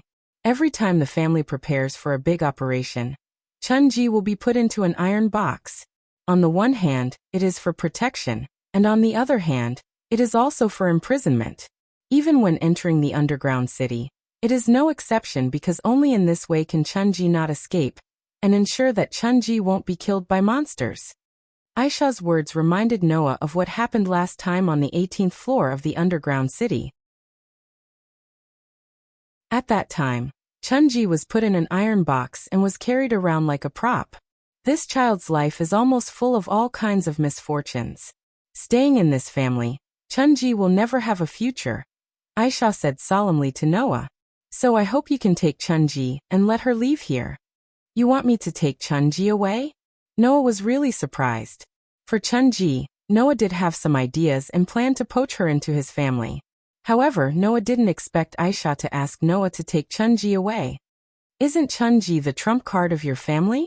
Noah frowned deeply. You're willing to let Chunji leave? Is it important whether I'm willing or not? Aisha laughed bitterly.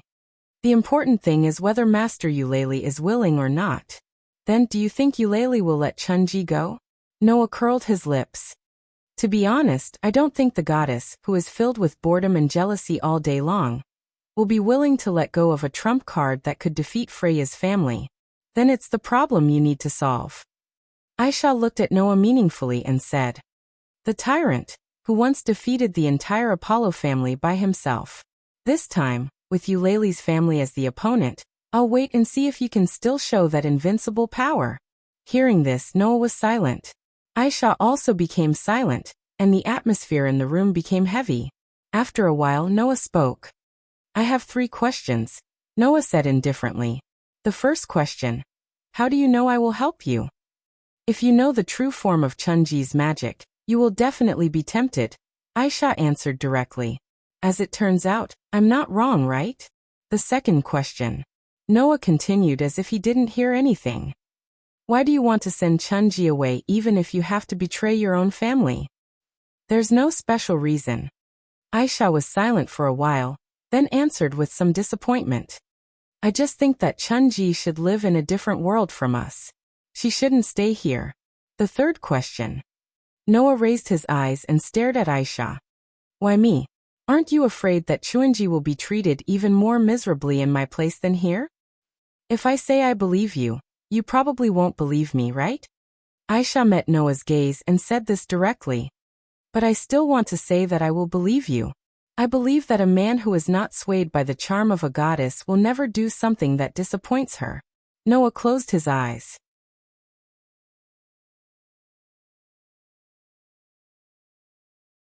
Chapter 2009. With a soft groan, Chunji gradually regained her consciousness and slowly opened her eyes. Perhaps because she had just woken up, her mind was not particularly clear. Chunji stared blankly at the ceiling and murmured in a low voice. What happened to me? Her voice was very low and could almost be described as a mosquito. However, in this silent room, no matter how soft the sound was, it would still be very clear. Thus, the second person on the scene clearly heard this sentence and responded. You were unconscious for about half an hour, right? When this sentence entered Chunji's ears, Chunji almost reflexively turned her head and looked at the source of the voice. She saw that in an Eastern-style room, in front of a small table, Noah was sitting on a cushion that looked very comfortable, drinking one cup after another. On the small wooden table in front of Noah, Plates of food were neatly arranged, and there was also a pot of wine that was almost half empty. It was obvious that Noah had been sitting there drinking and eating for quite some time. Understanding this, combined with what Noah just said, Chunji finally remembered what happened before she lost consciousness. Immediately, Chunji's eyes widened, and she quickly got up from the bed. With an expression that looked like she was about to cry, she repeatedly apologized to Noah. "I'm sorry. I'm sorry. It's all my fault. It's all my fault." Seeing Chunji's fearful expression, Noah couldn't help but recall what Aisha said before she left. Chunji fainted almost every time she saw a man's body. She couldn't serve a man at all. Over the years, when Chunji fainted, I replaced her position, Aisha said. This girl didn't know about this at all. She always thought she was being enjoyed by a guest while she was unconscious. In fact, she was still perfectly fine. In other words, Chunji had always maintained her purity, but she thought she had lost her virginity. Other people lost their bodies and kept their hearts, but Chunji kept her body and lost her heart. In fact, this Vulpera girl was still pure both physically and mentally. However, this girl didn't know about this at all. Thinking of this, Noah couldn't help but laugh in his heart, but his mouth said so. "All right, you don't have to blame yourself. I've already enjoyed myself to the fullest. There's no need to apologize."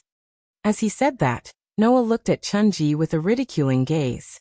Under Chunji's gaze, he said those words that made her feel incomparably shocked. "Or rather, I'm actually quite satisfied with you, so I want to redeem your freedom." Redeem myself? Chunji was stunned on the spot. As a prostitute, Chunji naturally knew what redeeming her body was. That was a rule unique to Happy Street. In Happy Street, generally speaking, there were two kinds of people who chose to become prostitutes. One was like Aisha, a woman who followed her own desires, voluntarily immersed herself in pleasure, and embarked on the path of prostitution.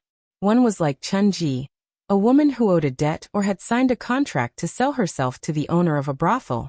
She was a woman who had no choice but to do what she wanted. As for the so-called redemption, it was a rule of paying the person's debt or the person's own ransom to buy the prostitute they liked.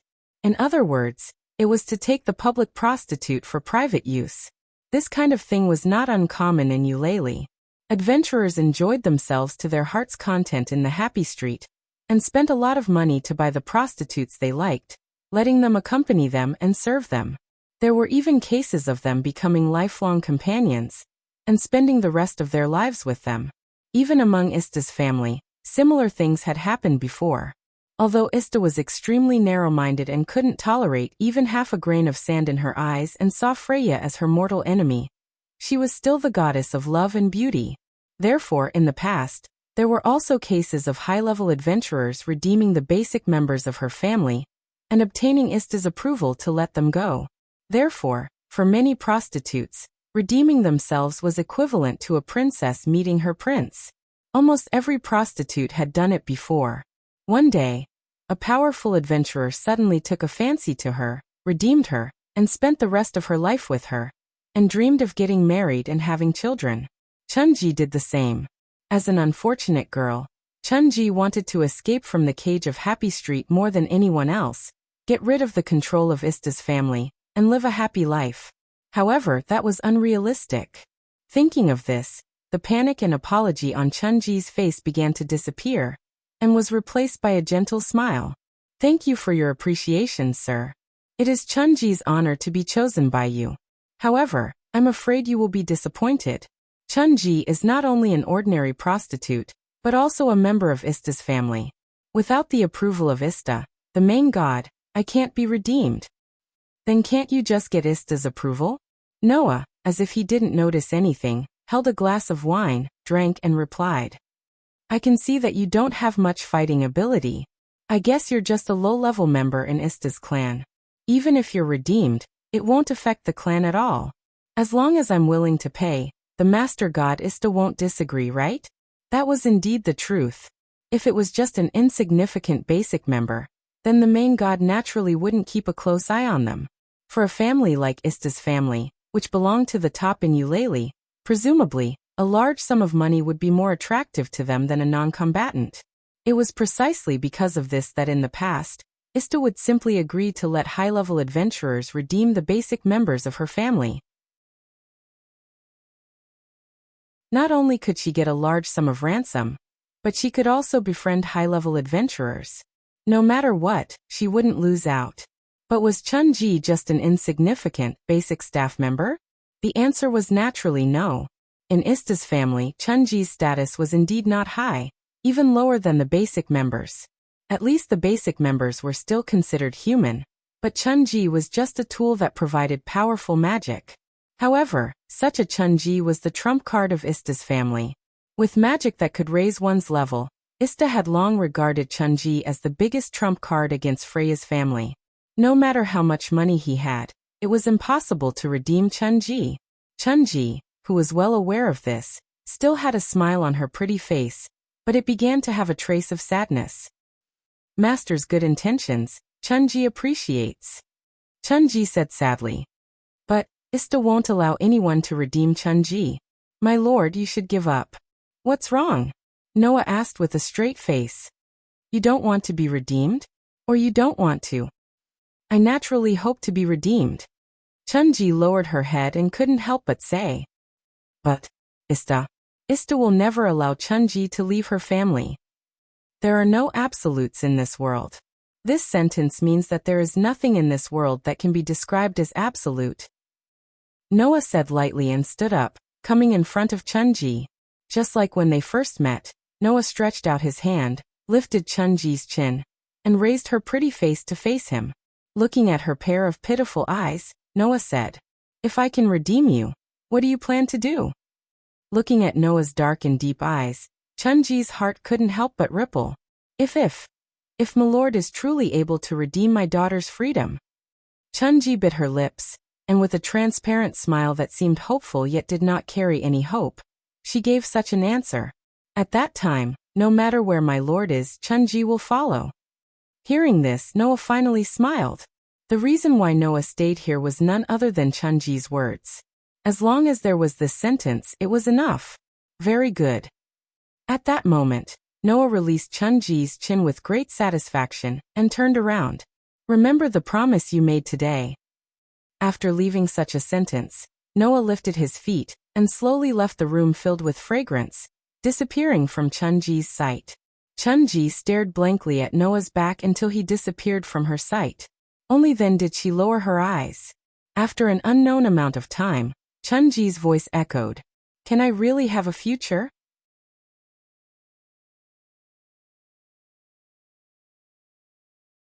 Chapter 2010. Bang! On the top floor of Ista's base camp, on the balcony, an extremely loud shattering sound suddenly rang out and reverberated in the surroundings. It was the sound of a glass full of drinks being smashed on the ground, shattering into pieces.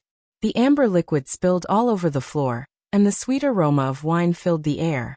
However, the initiator did not care at all. She gritted her teeth and was extremely angry. Tyrant! Tyrant! Tyrant! Ista kept repeating this title, and the more she said it, the more hateful she felt. She still remembered that when she heard that Freya had tried to woo a man from the lower realm but was rejected, Ista felt really happy. As a beauty goddess who could even charm a Prince Charming, there was nothing more humiliating than being mercilessly rejected by a human from the lower realm. At least, that was what Ista thought. Therefore, the day she learned that Freya's wooing was rejected was definitely the happiest day Ista had ever had since she came to the lower realm. Didn't you all say that bitch is prettier than me? Look. She can't even handle a child from the lower realm? This sentence had almost become Ista's catchphrase ever since Freya's wooing was rejected. Once she met one or two acquaintances, Ista would definitely say this sentence and viciously belittle Freya. She even brought it up during the gods' assembly once every few months as a joke, hoping to greatly embarrass Freya this time. However, Freya herself did not care at all. Not only was she not ashamed of it, but she also looked very happy every time this matter was brought up. She kept repeating the same sentence over and over again. So, can you understand how outstanding that child is? That's why I'm intoxicated.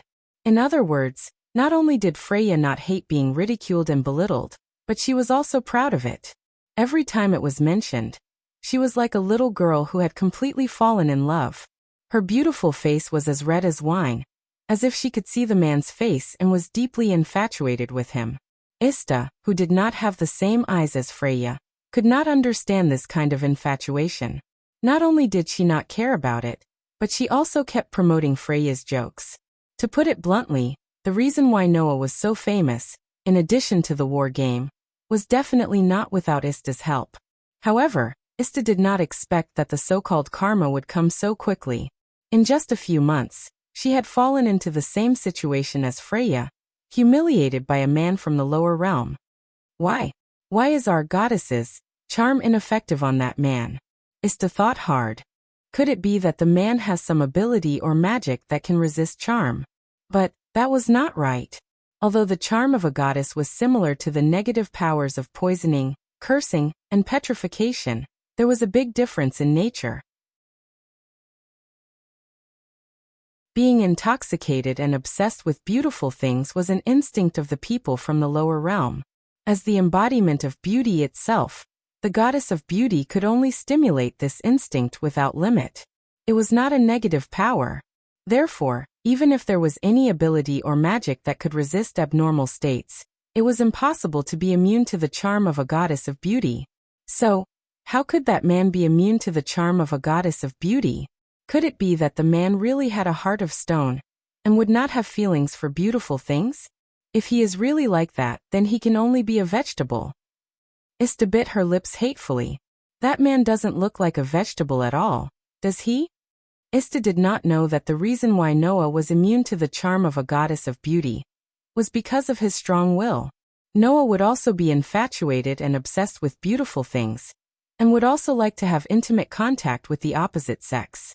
Otherwise, he would not have married Mira and Lisanna, and also had a relationship with Luo Hao, and privately pledged to be with the Holy Sun for life. However, that did not mean that as long as one was beautiful, one could make Noah obsessed. When he was in the world of the Dark Bullet, Noah had already understood that things that were beautiful on the outside were not necessarily equally beautiful on the inside. In that world, people who were wearing human skin on the surface, but were simply synonymous with evil in the dark, were almost everywhere. Coupled with his childhood experience and years of bitter training in the deep mountains and forests, it was not an exaggeration to say that Noah had seen through all the forms of life. It was simply a fool's dream to want to make Noah give his heart with just beauty. Moreover, although Noah was a human, his essence was the reincarnation of a world fragment that was bred by the world. A goddess of beauty could charm people and gods, but could she charm the world itself? What a load of nonsense. If that was the case, Ista was destined to be a tragedy. However, unlike Freya, Ista was not as flexible as Freya. This extremely narrow-minded goddess was only left with anger towards Noah for rejecting her and humiliating her. Don't think that I will let this go. I will definitely make you regret it. Ista took a deep breath and then coldly called out, Tammuz. Under Ista's call, the human youth who had previously threatened Hestia's family walked in.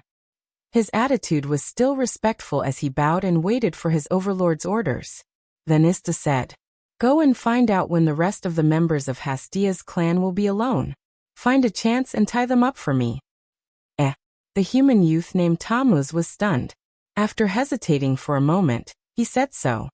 But Mistress Ista, Apollo's family used the same method before, and the result?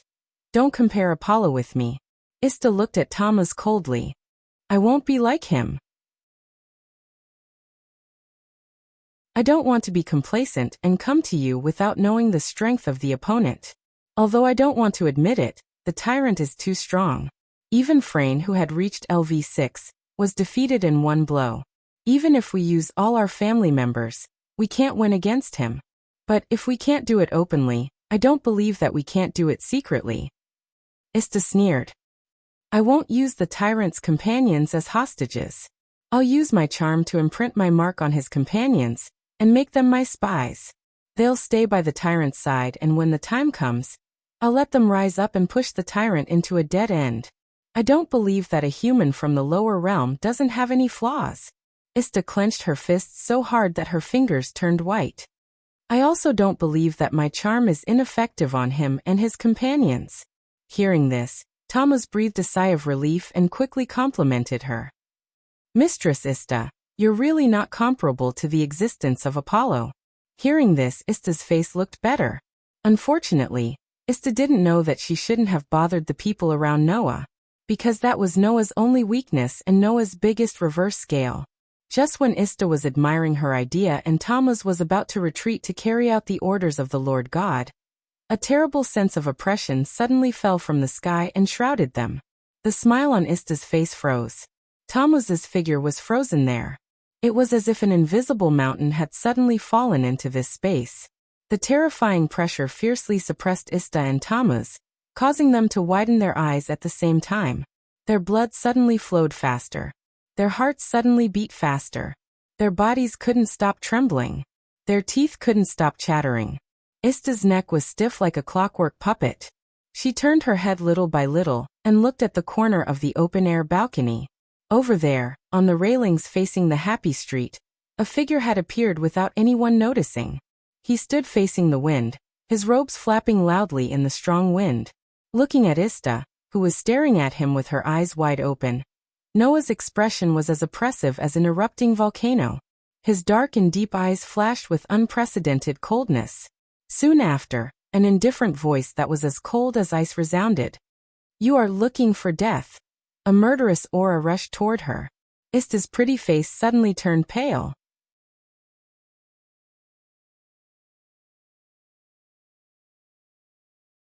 Chapter 2011. Whoosh! The wind in the middle of the night was like an invisible wave that swept through the entire palace of Ista's family, making the air a little cold. On the open-air balcony, Ista's coquettish lips were trembling, and she couldn't help but take a step back.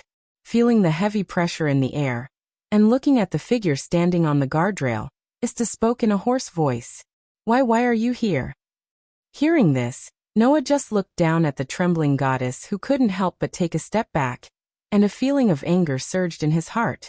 Noah knew that Ista was a very narrow-minded goddess, so narrow-minded that she couldn't tolerate even half a grain of sand.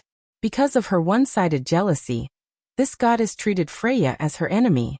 She kept excluding Freya and slandering her.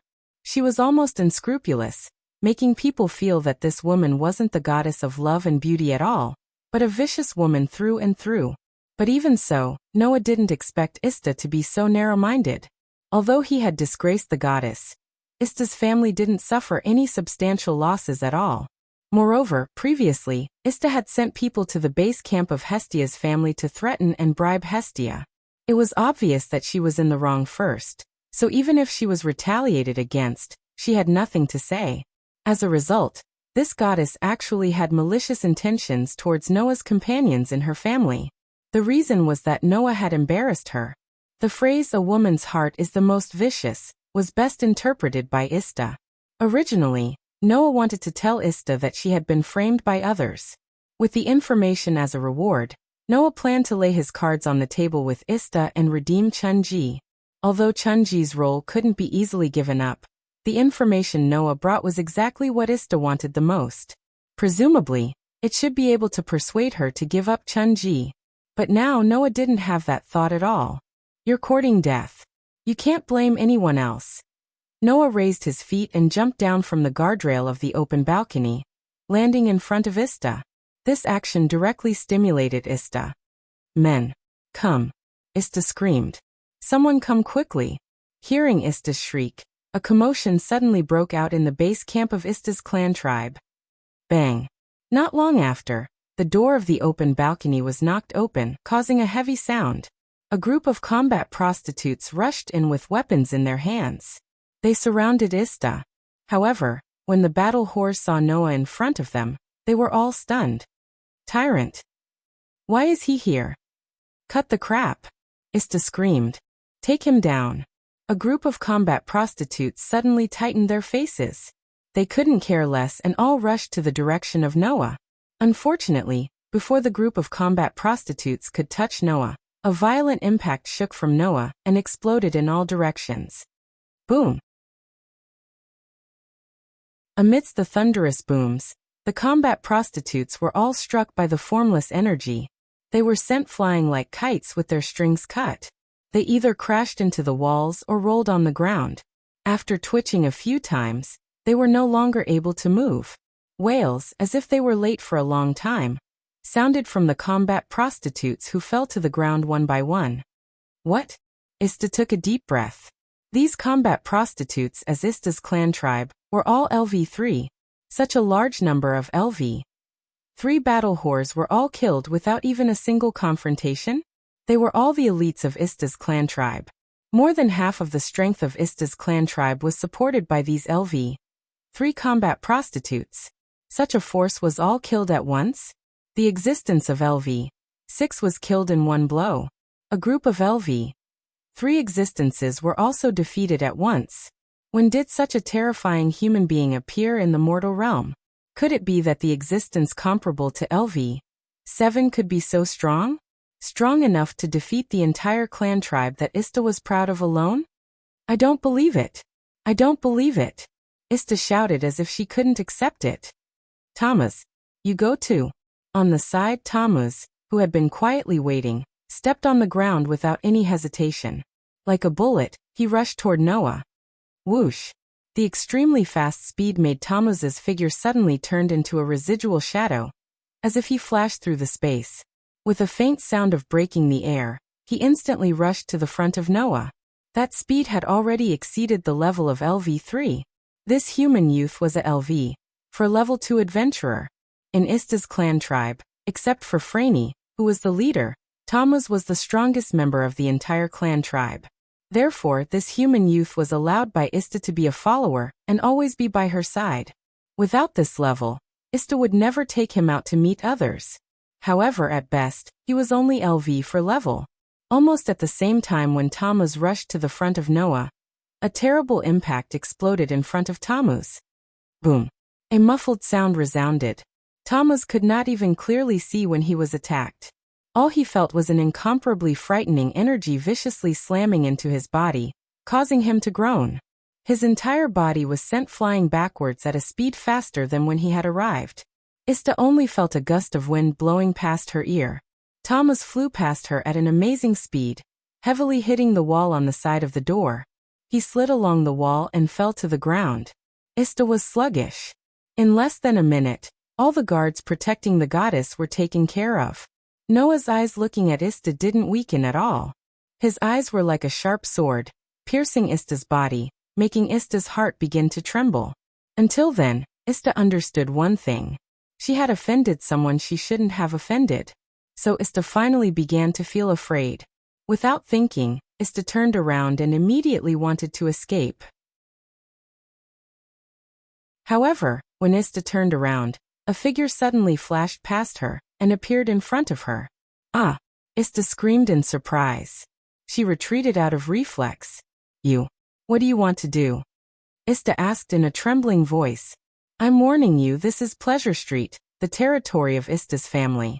If you do anything to me, you'll be making an enemy out of all of Ista's family. Ista's family will never let you go. Won't let me go? Noah sneered. You'd better worry about yourself first. Worry about myself? Ista almost didn't react. When she came back to her senses, her eyes widened in an instant. You still want to attack me? You're just courting death. Noah slowly stretched out his hand and pointed it at Ista. You can't blame others. The surging divine power surged from Noah's body and gradually turned into a spear of light, which was tightly held in Noah's hand. Stop. Stop. Ista's heart was trembling. She tried to act tough, but she was actually scared. Attacking a god is an absolute taboo. The guild will never let you go. Really? Noah suddenly smiled, but his eyes were extremely cold. Then, I'll also tell you that attacking the people around me is also an absolute taboo. I will never let you go. As soon as his voice fell. Whoosh!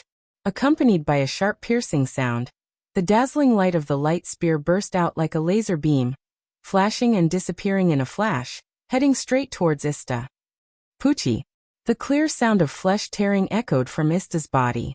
Ista only felt a sharp pain in her chest, and her body was mercilessly pierced through by the sharp spear of light.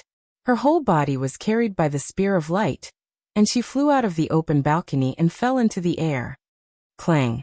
In the next second, an unprecedented brilliance bloomed from Ista's body, illuminating the entire night sky.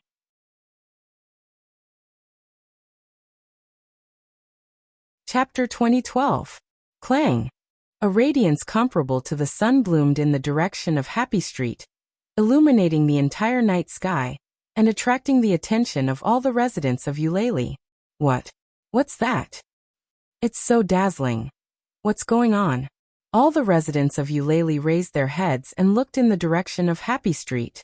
Their faces were full of astonishment, causing an unavoidable commotion on the streets. As for the other gods, they all felt an astonishing divine power from the dazzling light, and they all looked at each other in dismay. For the residents of the mortal world, this phenomenon was just that they didn't understand what was going on. However, for the gods, no one knew better than them what the scene in front of them meant. A god was sent back to the heavens? Yes, a god was sent back to the heavens, because he used his divine power. When the gods descended to the mortal world, they had already set up rules to seal their omnipotent divine power, leaving only the bodies of ordinary people for entertainment in the mortal world. Once a god used his divine power, he would immediately be sent back to the heavens.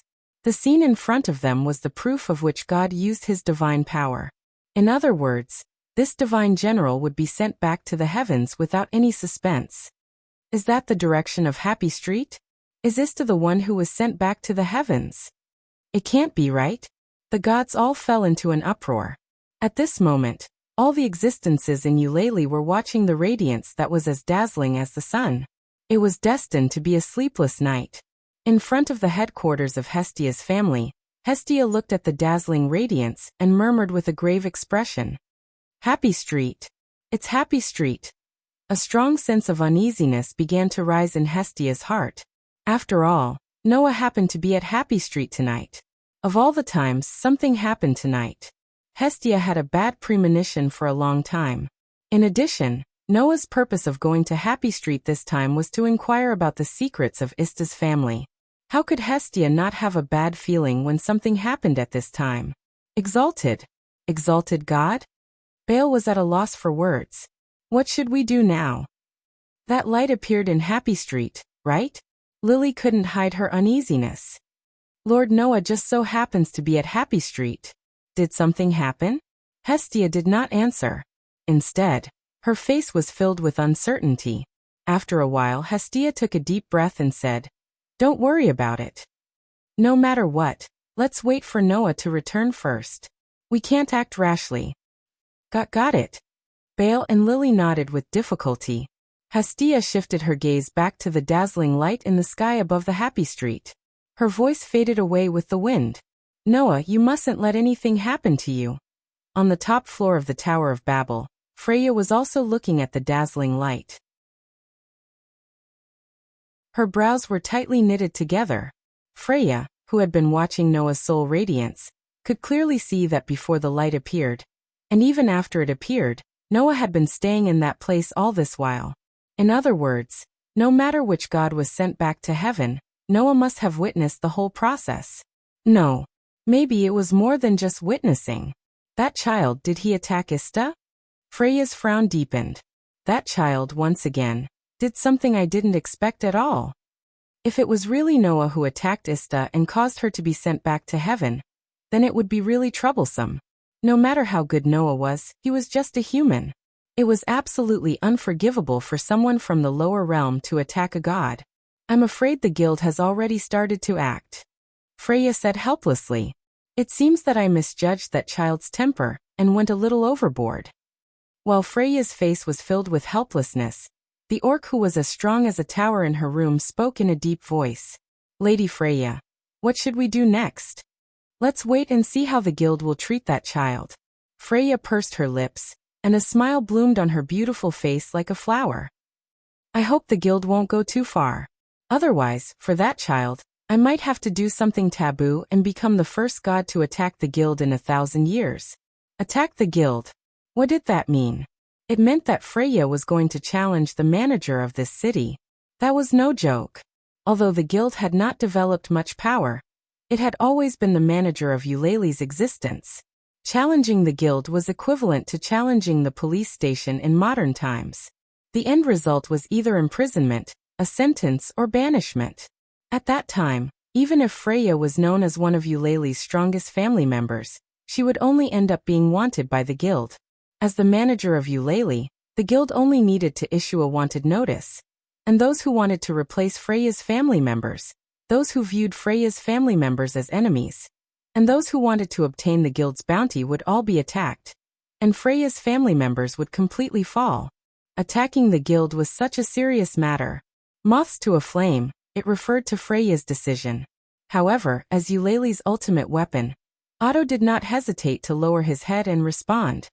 Follow the orders of our goddess. So what if they were moths to a flame? As long as it was Freya's decision, Otto would not hesitate at all. He believed that the rest of the family members must have thought the same. There was no exception. At the same time, on the open balcony of Ista's family base camp, Noah was also looking at the dazzling light. His whole body was bathed in the light, and his face was expressionless. Ista was done for. Although Noah did not completely kill her, she suffered a fatal injury. The gods' sealed divine power would automatically be released to repair their master's body and save their master's life. In the eyes of the gods, this meant that the game was over. No matter what the reason was, as long as one used divine power, they would be eliminated in the game known as the lower realm and be sent back to the heavens. Therefore, as Ista's divine power was released and began to repair her master's body, a dazzling light beam descended from the sky and enveloped the radiance. Buzz! An ear-piercing tremor resounded. Under Noah's gaze, the beautiful goddess named Ista gradually turned into a burst of light particles, drifting all the way to the sky along the dazzling light beam and disappearing into the horizon. Shortly after, the light beam dimmed bit by bit and gradually disappeared. Almost at the same time, the bodies of all the members of Ista's family changed. The grace from the goddess Ista disappeared into the lower realm along with the beautiful Ista, and began to lose its effect bit by bit. How? How is this possible? The battle whores on the ground were all dumbfounded, unable to react. Tammuz, who sat paralyzed by the wall, was also in a daze and didn't react for a long time. At this moment, Ista's disappearance caused the ability points of those who received her grace to lose their effectiveness. Unless these people were to enter a new family and the ability points behind them were dripped with the divine blood of the overgod of the new family, the grace would be restored and their strength would be restored. In other words, Ista's family no longer existed. As soon as the overgod disappeared, these former members of Ista's family would all become the people of the family with no family and obtain freedom, including Chunji. Noah killed Ista cleanly and sent her back to the heavens. One of the reasons was that the goddess had touched his reverse scale. Another reason was that this was the only way to free Chunji. The choice of negotiating with Ista no longer existed when Ista beautifully stepped on the landmine in Noah's heart. This way, even if Ista returned to the lower realm, there would be no way for the original family members to return to her.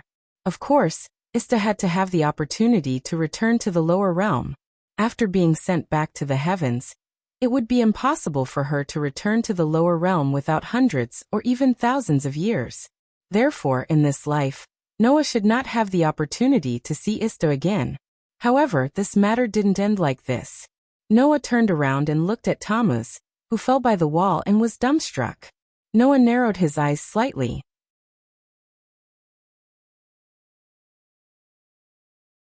Chapter 2013.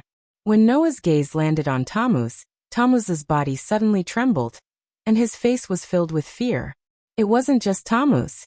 Even the battle whores on the ground were looking at Noah with fear in their eyes. Their hearts were trembling. It could not be helped.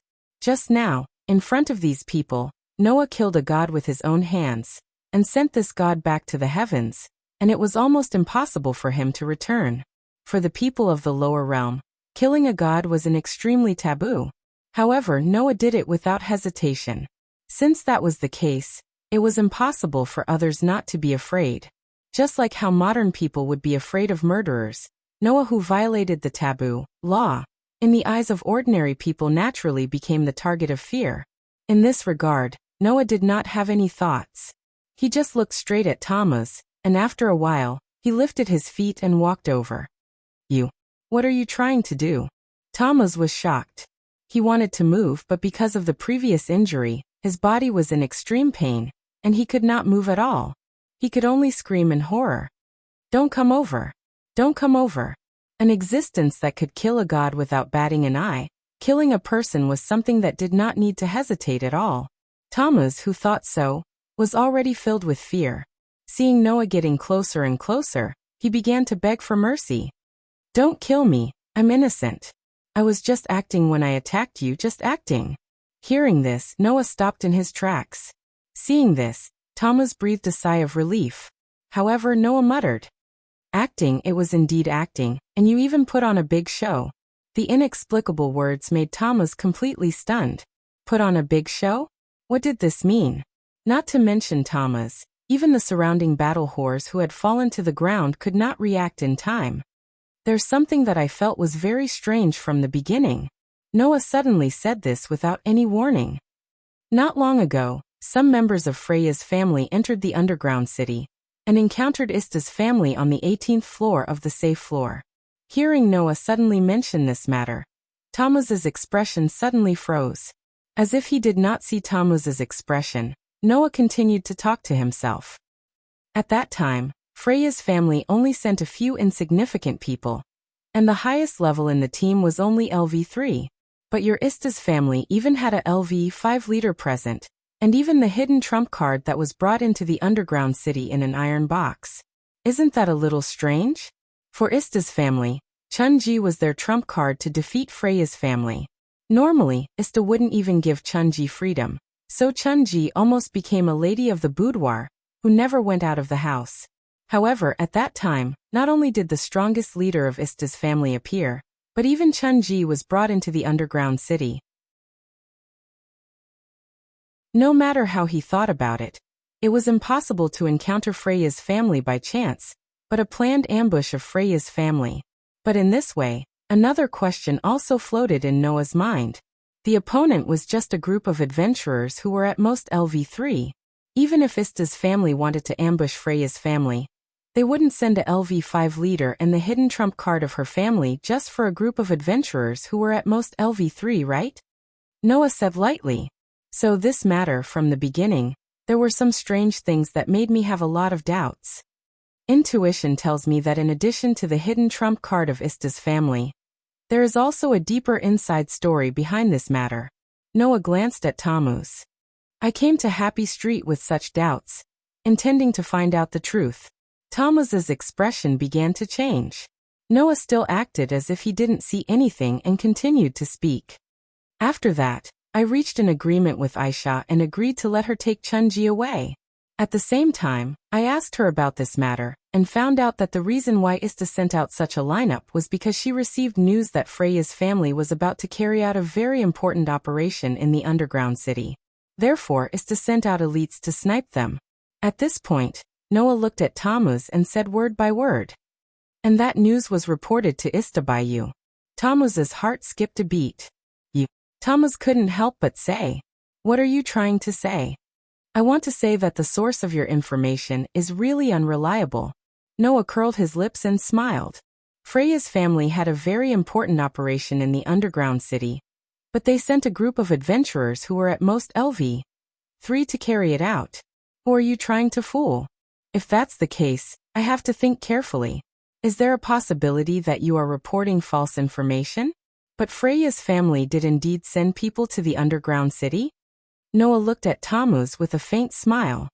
It's almost as if the informant had colluded with Freya's family to put on a good show in front of someone, so that this person and Freya's family would be involved in the whole script, while the informant would stay aside and watch the show. Tammuz's expression changed drastically. It seems that I guessed right. Noah's smile became a little indifferent. You have long been captured by Freya's charm, and became her subordinate. It was Freya's order to report false information to Ista. It was also Freya's arrangement that Freya's family appeared in the 18th floor of the underground city. Freya wanted me to be the main character in the drama, and then let Ista's family become important supporting characters, while she leisurely sat on the sidelines and watched the show. playing a game where everyone and even the gods were dancing in her palm. Noah glanced at Tammuz. I'm right, aren't I? Tammuz's face turned deathly pale, without a single trace of blood.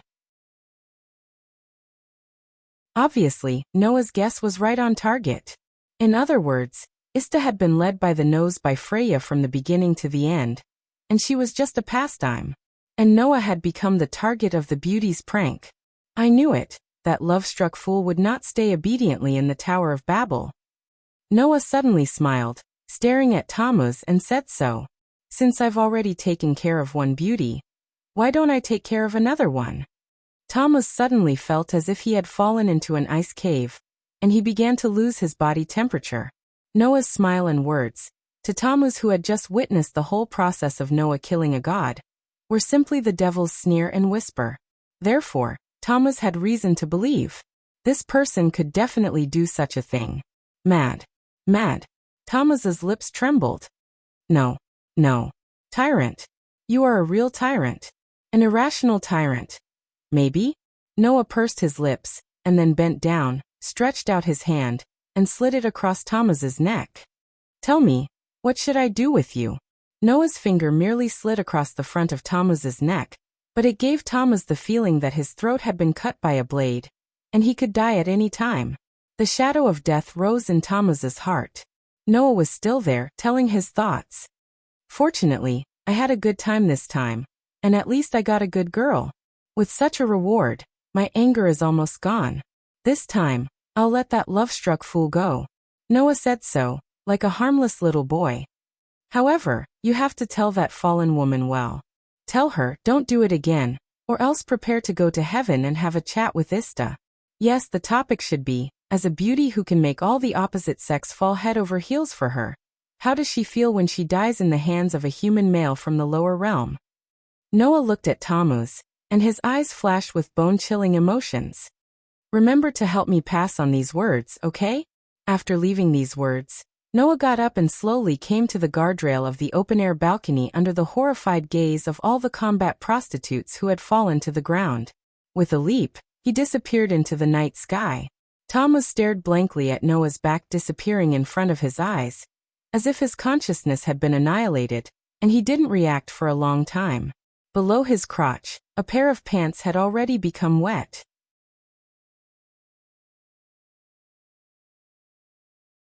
Chapter 2014. The next day, when the sky began to brighten, a piece of news that shocked all of Eulalie, and even the whole world spread. Have you heard? Of course. Who in Eulalie doesn't know about this?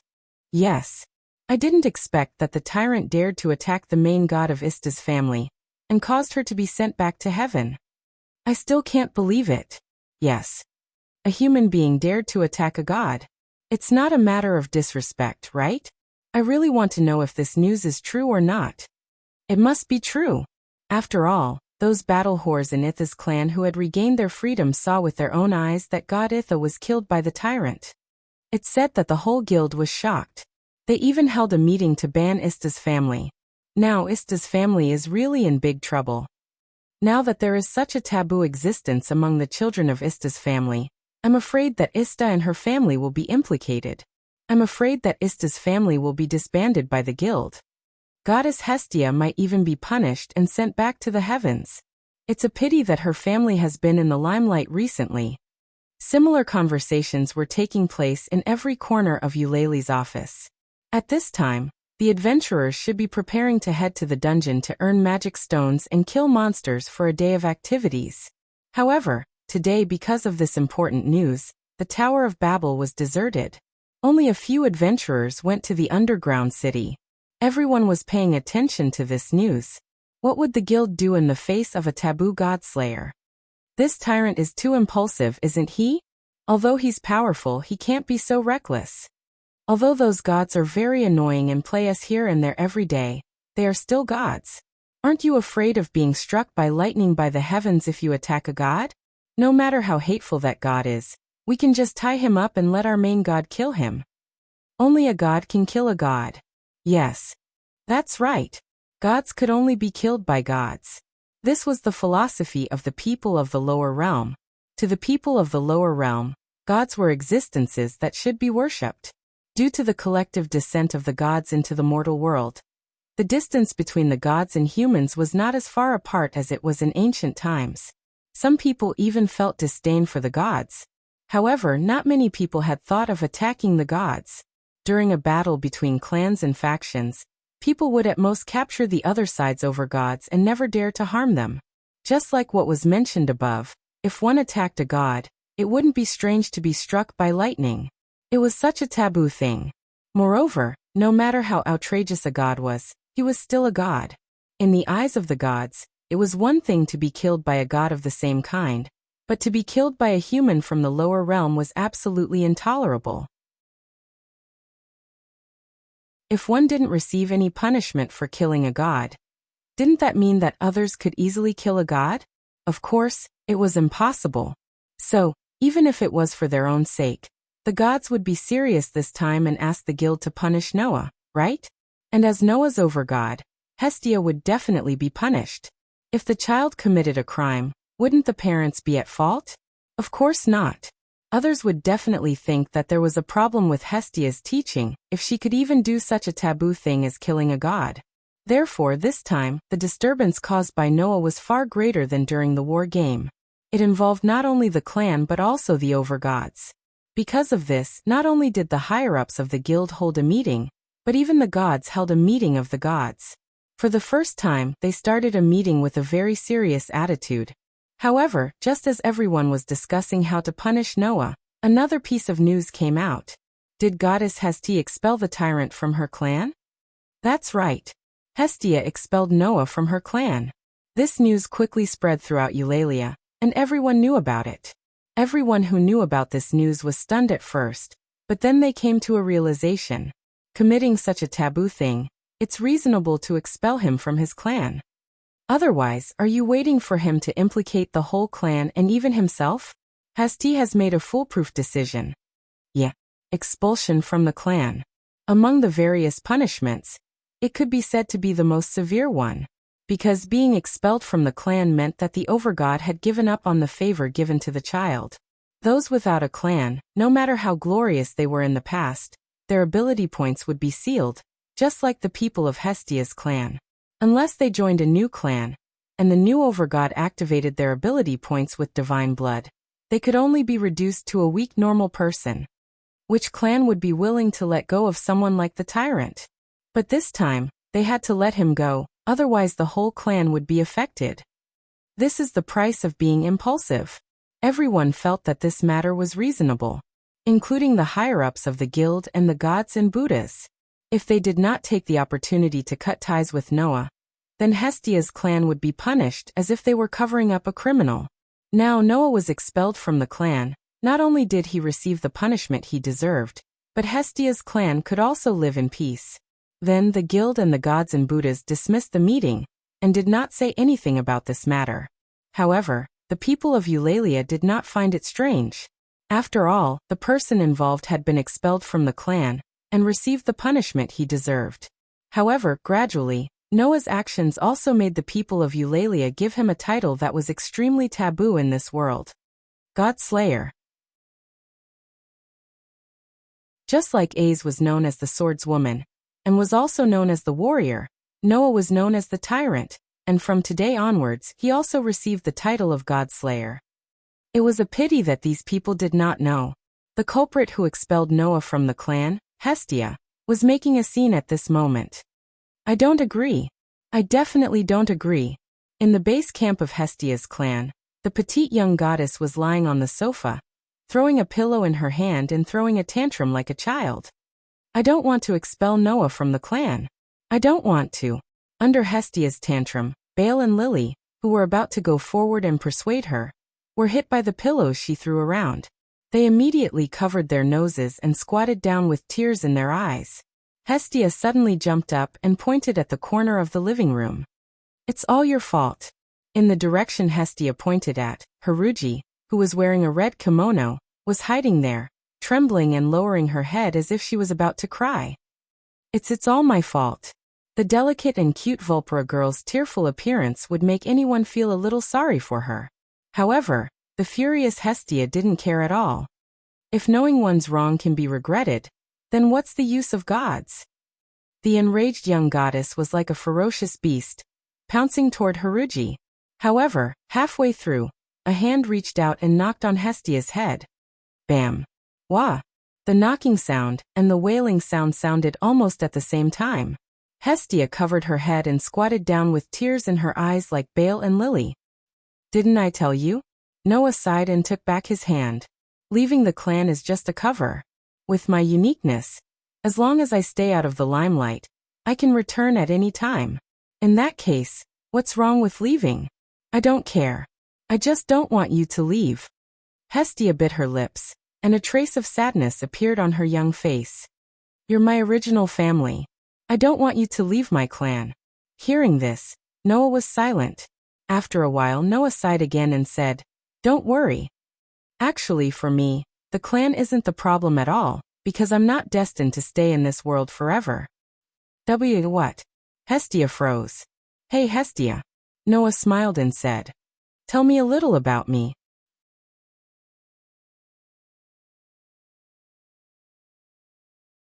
Chapter 2015. Under the gaze of Belle and Lily, Noah held the hand of the stunned Hestia and walked into the room. He closed the door so that Belle and Lily couldn't hear the conversation inside. Belle and Lily were very curious about what Noah was going to say to Hestia, but they knew it must be something very important from Noah's expression. Therefore, Belle and Lily could only look at the door in front of them and didn't respond for a long time. The whole living room returned to silence. It wasn't until a while later that Belle murmured in disbelief. Leader, are you really going to withdraw from the clan tribe? This is something that can't be helped. Lily was very open-minded, but her expression was still a little heavy. Only in this way can this storm pass peacefully. Whether it was Belle or Lily, in fact, they were very clear. Noah made such a decision because he didn't want to implicate the clan tribe. The evidence was that in the face of the so-called punishment of the guild and the blame of the gods, Noah had always been indifferent. He only made arrangements for the clan tribe. Noah was right. He was special. It wasn't that Noah thought so. All of Eulalie knew that Noah was special, because, even without relying on the grace of the gods, Noah was also very powerful. This matter was no longer a secret among the gods. Because of this, Noah was special. If it was another person who did something like killing a god, the main god would immediately withdraw the grace given to him and beat him back to his original state. Without power, facing the entire adventurer of Eulalie, this person could only obediently be captured and let the guild and the gods deal with him. But Noah was different. Even without the grace of a god, Noah still possessed formidable strength. Once he took revenge, which God with their divine power sealed would have the strength to fight back. Since Noah had committed the taboo of killing a god, then, what did it matter if he killed a few more gods? In other words, the gods were all afraid of Noah. They were afraid that if they forced Noah into a corner, they would provoke Noah's revenge. At that time, with Noah's strength, all of Eulalia would really be thrown into chaos, ushering in the true twilight of the gods. The gods were not willing to see such a thing happen. This was because these deities still hoped to stay in the mortal world. The guilds weren't willing to see such a thing happen. This was because if the gods in Eulalia were to suffer a huge blow, causing most of the adventurers to lose their favor, then the guild would definitely suffer a huge loss. After all, the guild had relied on monopolizing the magic stones produced in the dungeon, and selling magic stone products to the rest of the world to become rich and powerful. If there were not a large number of adventurers exploring the dungeon and bringing back large amounts of magic stones, the guild would suffer heavy losses. For this reason, the guilds and the gods were definitely not willing to force Noah to his death. If they were forced into a corner, and Noah really went berserk, it wouldn't be good for anyone. It was precisely because of this that the guilds and the gods had to hold a meeting to discuss this matter. In fact, the guilds and the gods were not willing to offend Noah too much.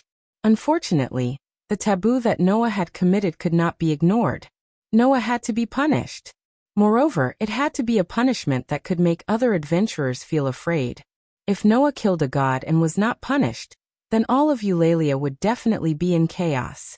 For example, if Noah was not punished, then such a conversation might occur. There's no punishment for killing a god. Then what's there to be afraid of? Since there's no punishment for killing a god, then we don't have to be respectful to those gods in the future. Yes. If I'm forced into a corner, then I'll kill a god too. Anyway, I won't be punished. Even if the above conversation did not appear in real life, it would become everyone's thoughts.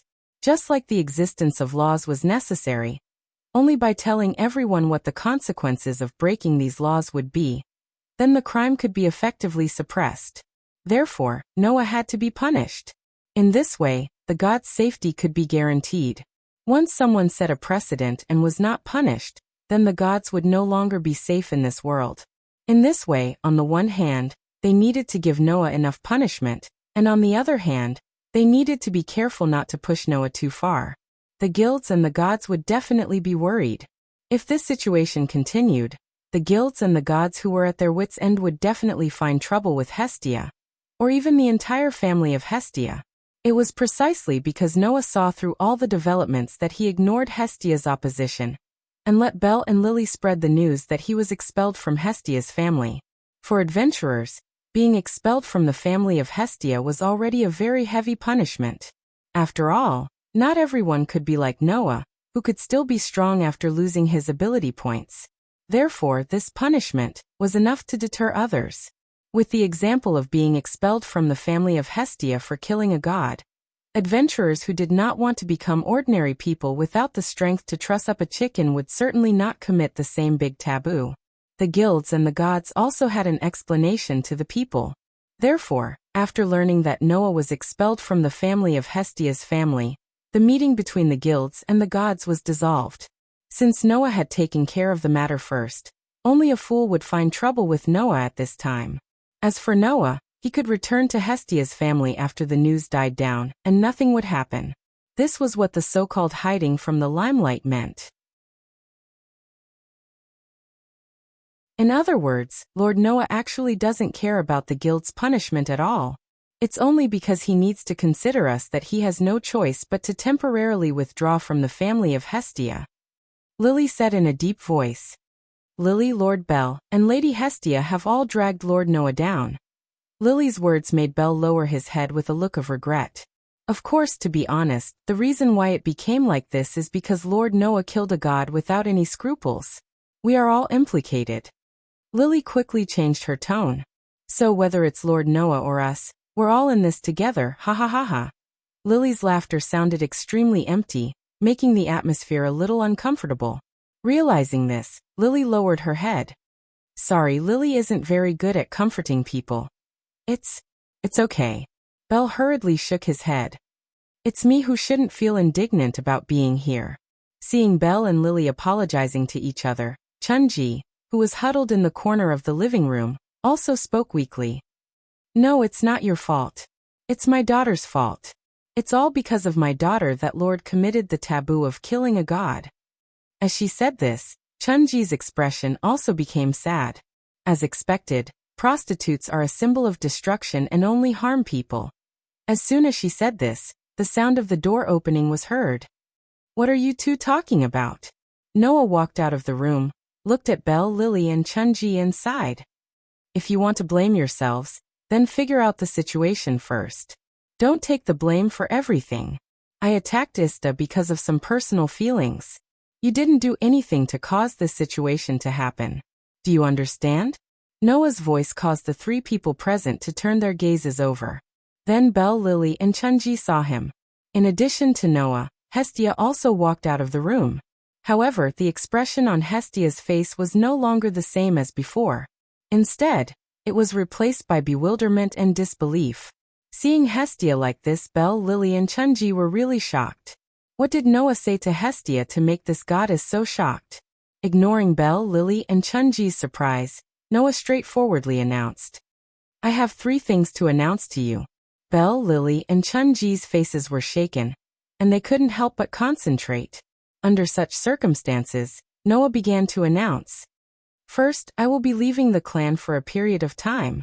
I don't know how long this period of time will be, but it should be around 1.5 years. The announcement was not unexpected, and Belle, Lily, and Chunji lowered their heads. However, what happened next shocked the three of them once again. The second thing is that from today onwards, Chunji will join Hestia's clan and become a member of her clan.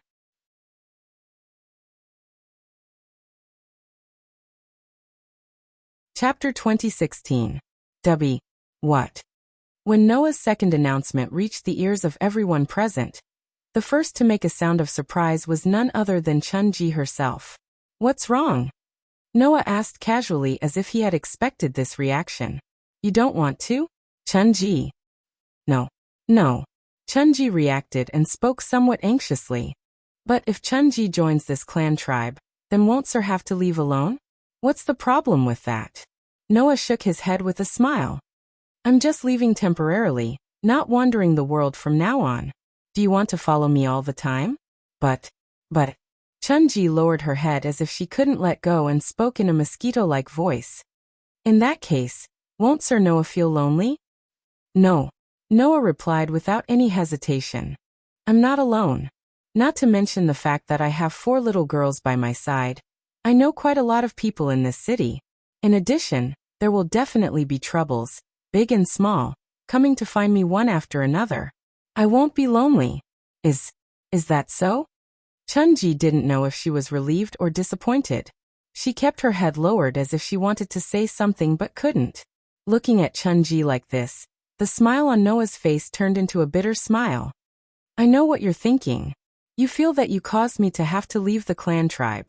In this situation, you join my clan tribe instead. That's like taking my place, right? Not only that.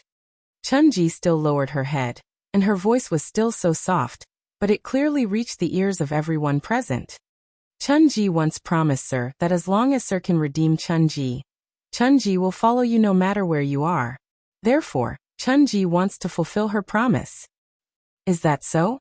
Noah muttered to himself for a while, and his gaze towards Chunji became a little gentle as he said so. In that case, you have to help me guard this clan tribe obediently and wait for me to come back, understand? Hearing Noah's words, Chunji fell silent. After a long while, she raised her head and said such a sentence. Since this is Milord's arrangement, then Chunji will do as you say. After saying that, Chunji turned around and bowed to Hestia, Belle, and Lily. In the future, I look forward to your guidance. Belle and Lily subconsciously shifted their gazes to Hestia upon hearing this. Under the gazes of Belle and Lily, Hestia looked at Chunji with a complicated expression before sighing and nodding. Seeing this, Belle and Lily understood. Hestia agreed to Noah's arrangement. The addition of Chunji has an extraordinary meaning to this clan tribe. After Chunji joins, you will know how precious she is. I hope you will treat her as a true comrade. I have promised others that I will take good care of her. Noah smiled. Then it's time for the last thing. Then, Noah looked at Belle and made an announcement that would shock everyone to death. Belle, during the time that I'm not around, you will be the leader of the clan tribe. Ha! Belle was stunned. After regaining his senses, he couldn't help but cry out in surprise. I'm the leader. Of course it's you, Noah said matter-of-factly. In this clan tribe, except for me, you are the first member of Hestia's group, and Lily and Chunji are both LV. 1 rookies. Only you are a LV. 2 senior adventurer. If you don't want to be the leader, who will? But I can't. Belle was extremely terrified. I can't be as outstanding as the leader. No one is asking you to learn from me. You just have to do what you can, Noah announced in an unquestionable tone. In short, as the only man in the clan tribe, you have to bear the responsibility of protecting the clan tribe and your companions. If you don't want to do it, then pretend that I didn't say anything. Belle's expression began to change. He glanced at Lily, Chunji, and Hestia. Then he finally mustered up his courage. I will do my best. That's enough. Noah nodded and turned to Lily. As for the miscellaneous matters in the clan tribe, I'll leave them to you, Lily. I understand, Sir Noah. Lily nodded heavily. Lily will do her best. That's good. Noah shrugged. All right, that's all for the announcement. There was no one who didn't know what these words meant. At that moment, Belle, Lily, and Chunji didn't know what to say. They were all speechless. Noah turned around and looked at Hestia, who had a complicated expression on her face. He smiled helplessly and squatted down. "Don't look like that." Noah reached out and pinched Hestia's delicate cheeks and began to rub them. "Even if I leave the clan tribe, it doesn't mean that our relationship is severed. It also doesn't mean that we won't be involved anymore. I'm just going out to lie low." Hestia didn't say anything and allowed Noah to rub her cheeks. She recalled all the fantastical things that Noah told her just now. Her mood was really complicated. In the past, Hestia had known that Noah had a huge secret. He didn't need the grace of a god to be almost invincible. There were all kinds of strange and incomparably magical abilities. Even Freya was shocked by the brilliance of the soul. It surpassed all species, including the terrifying possibilities of the gods. All the evidence proved that Noah was extraordinary. However, Hestia didn't expect him to be extraordinary to this extent. If it wasn't for the fact that as a goddess, Hestia could clearly see that Noah wasn't lying. No matter how much she trusted Noah, she would have doubted all the fantastical things that Noah just mentioned. However, it was useless to doubt him. After all, Noah had already let Hestia see his back. The ability points that should have belonged to Hestia had long disappeared, proving that Noah's words were true. Even though Hestia was a god, she was still overwhelmed by the unprecedented New World view. Her heart was filled with complicated feelings. There was only one thing that Hestia was sure of. That was, the child in front of her didn't just belong to her, but to this world. No, he didn't just belong to this world. This existence named Noah should belong to the thousands of worlds that were waiting for him to save. After understanding this, Hestia couldn't suppress the loneliness that rose in her heart. In the end, the child that she loved the most still didn't belong to her. Even if he wasn't taken away by Freya or Loki, he still didn't belong to her. Just as Hestia couldn't help but feel a trace of bitterness in her heart, the hand that was rubbing her cheeks started to become gentler. Then, a sentence pierced into Hestia's heart. "Even if I leave this clan, the blood that you dripped into my body countless times still stays in my body and becomes an indispensable part of my power." Noah stroked Hestia's head and suddenly smiled.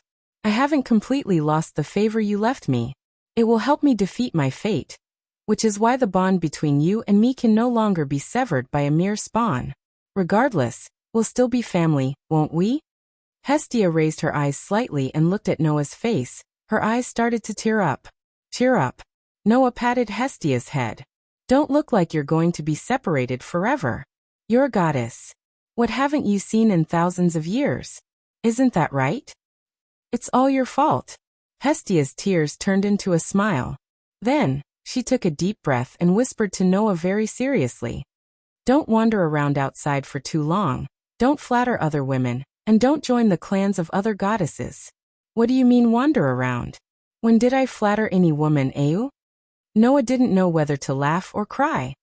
"As for the other clans, other than Freya and Loki, no one has the guts to let me join, right?" With that, Noah looked up at the sky outside the window and whispered softly, "After all, I'm a taboo godslayer."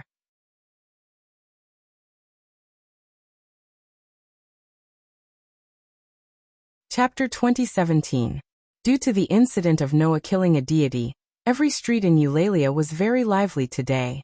A group of adventurers who didn't carry any armor and only carried weapons for self-defense gathered in the hotels and inns in twos and threes. They were discussing this matter that had caused a huge uproar in the city. Under such circumstances, on one of the 8 avenues that led to the central square where the Tower of Babel was located, the pedestrians there saw a person coming from the street in front of them. As soon as they saw that person, everyone opened their eyes wide. Then, like birds and beasts, they scattered and made a path for him.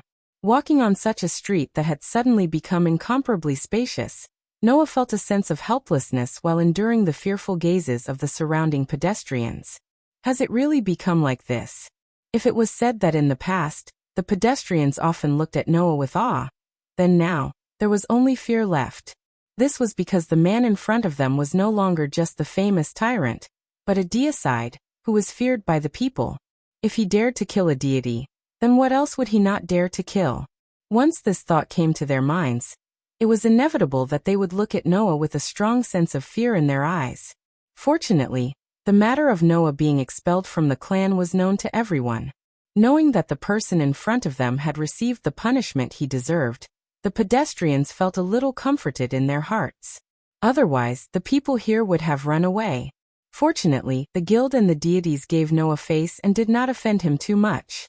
Otherwise, if Noah really made a scene, the residents of Eulalia would not only look at Noah with fear in their eyes, but also with complete fear. Thinking of this, Noah continued to walk in the direction of the central square under the fearful gazes of the bystanders. In the past, the closer one was to the central square, the more lively the surroundings were. But today, almost all the adventurers were talking about Noah killing a deity, so the number of adventurers who went to the dungeon was almost less than 1/10 of the usual number, making the usually bustling central square seem a little sparse. Noah walked in the direction of the dungeon under everyone's gazes. After coming to this world, he had already met the people he wanted to meet. He had also done what he had to do. He had even killed a god. Because of this, he had stirred up a storm in the city. Now Noah had officially withdrawn from Hastia's clan. Since he had met the people he should have met, done what he should have done, and even his spawn had left, there was no reason for Noah to continue staying in this world. Therefore, Noah planned to enter the underground city directly and return to the world between worlds. He wanted to continue meeting the people and places that he had yet to catch up with. Unfortunately, this plan was not implemented in time. Just as Noah was about to enter the dungeon, a few tall figures approached and surrounded Noah. Noah suddenly stopped in his tracks and raised his head to look at the tall figure in front of him. The newcomer was clad in leather armor made from animal skin. He carried a large saber on his back. There was a scar on his face. He met Noah's gaze and grinned. "Oh, isn't this the tyrant who was expelled from his spawn tribe? You still want to enter the dungeon after losing your ability points? Are you looking for death?" Following the ridicule of the scarred man, the other two adventurers who blocked Noah's path also laughed. "You still want to enter the dungeon after losing your ability points? Do you think you're still the omnipotent tyrant?" He probably can't accept the feeling of losing his ability points, and is anxious to enter the dungeon to prove himself. But isn't that looking for death? Isn't that obvious? Bursts of harsh ridicule came from the mouths of the adventurers who blocked the way. Noah raised his eyebrows and couldn't help but feel amused. So this was the so-called, when a tiger falls to the ground he will be bullied by dogs. In this world, there were always some fellows who took advantage of others when they were down and couldn't wait to find some sense of superiority to prove themselves. And these people were usually the most classic small characters. Noah didn't expect that he would encounter such a situation before he left. For a moment he couldn't help but smile. However, in the eyes of these people who were anxious to find a reason to cause trouble, Noah's performance was simply the best opportunity. "What are you laughing at?" the scarred man shouted with a ferocious expression. "Do you really think you're still the tyrant? You've already lost your ability points, do you know that?" It seemed that the other party thought that Noah had lost his ability points, which was why they dared to find trouble in front of Noah. After all, they knew that Noah was the same as the ancient warriors. Even if he didn't rely on God's grace, he would still be a powerful existence. Other than the gods, only a few people were well informed. Even if the rest heard about it, they wouldn't believe it. The three adventurers in front of him obviously didn't think that the current Noah could play any tricks. Looking at these three pitiful small characters, Noah smiled slightly and said such a sentence. "I'm not in the mood to play this kind of house game with you today, so I'll give you a chance. It's not too late to leave now." Unfortunately, small characters would always be small characters. Not only did they not listen to Noah's words, but they also looked like they were looking for a sense of superiority, but lost face instead. They were all angry. Around them, the adventurers who came to the central square began to pay attention to this side, and all of them began to talk about it. Just as everyone was waiting to see what would happen next, an impatient voice rang out. "Get out of my way! Don't block the way!" With such a voice, in one of the directions of the central square, A group of people separated the crowd and walked in. Seeing that group of people, the three adventurers who were looking for trouble changed their expressions. Ro. Loki's family. Why are they here? Damn it. The people who came were the first-level adventurers of Loki's family. With Loki as the leader, Finn, Gareth, Riveria, Tiona, and even Leafia were all there. Of course, Ace was also there. This young girl with bright light golden hair that reached her waist, and a pair of eyes that were as bright as the stars was following behind the Loki's family team. However, he didn't know if it was Noah's illusion or not. Noah always felt that Ace seemed to be a little afraid to look at him, but she couldn't help but secretly look at him. As soon as their eyes met, she immediately lowered her head and a faint blush appeared on her pretty face. What's wrong with this girl? Noah couldn't help but wonder. At this time, Tiona, who had just spoken, began to chase them away. I'll give you a chance. Tiona laughed playfully. It's not too late to leave now. The same sentence came from Tiona's mouth, but the three adventurers' faces turned green when they heard it. These three small fries that came out of nowhere were really small fries. Even their level was only LV1, which was even worse than Bale before he leveled up. It was because they were so weak that they couldn't understand the horror of Noah, which perfectly reflected the saying that the ignorant were fearless. And such people often bullied the weak and feared the strong. You better remember this. Leaving behind such a superficial sentence, the three small characters who had appeared out of nowhere immediately slipped away and disappeared without a trace. At this time, Loki looked at Noah, narrowed his eyes and laughed. You bold little guy, you actually dare to walk on the street with your head held high like this. Do you really think that there's not enough trouble? I didn't do anything wrong. Why can't I walk on the street? Noah shrugged and replied with a light tone. However, in the eyes of you gods, I may be regarded as unforgivable. Aren't you afraid that I'll violate the taboo again by getting close to me like this? Okay, don't scare me. It's not the first day I've known you, little guy. Loki curled his lips and said indifferently. If you were really the kind of person who would commit sins for no reason, you wouldn't have come to me to inquire about Sumo's clan because of an inconspicuous thief. That little human girl is called Lilyluka, right? It's said that she's now in your clan? No, that's not right. Loki smiled suddenly. It should be said that she's in your former clan.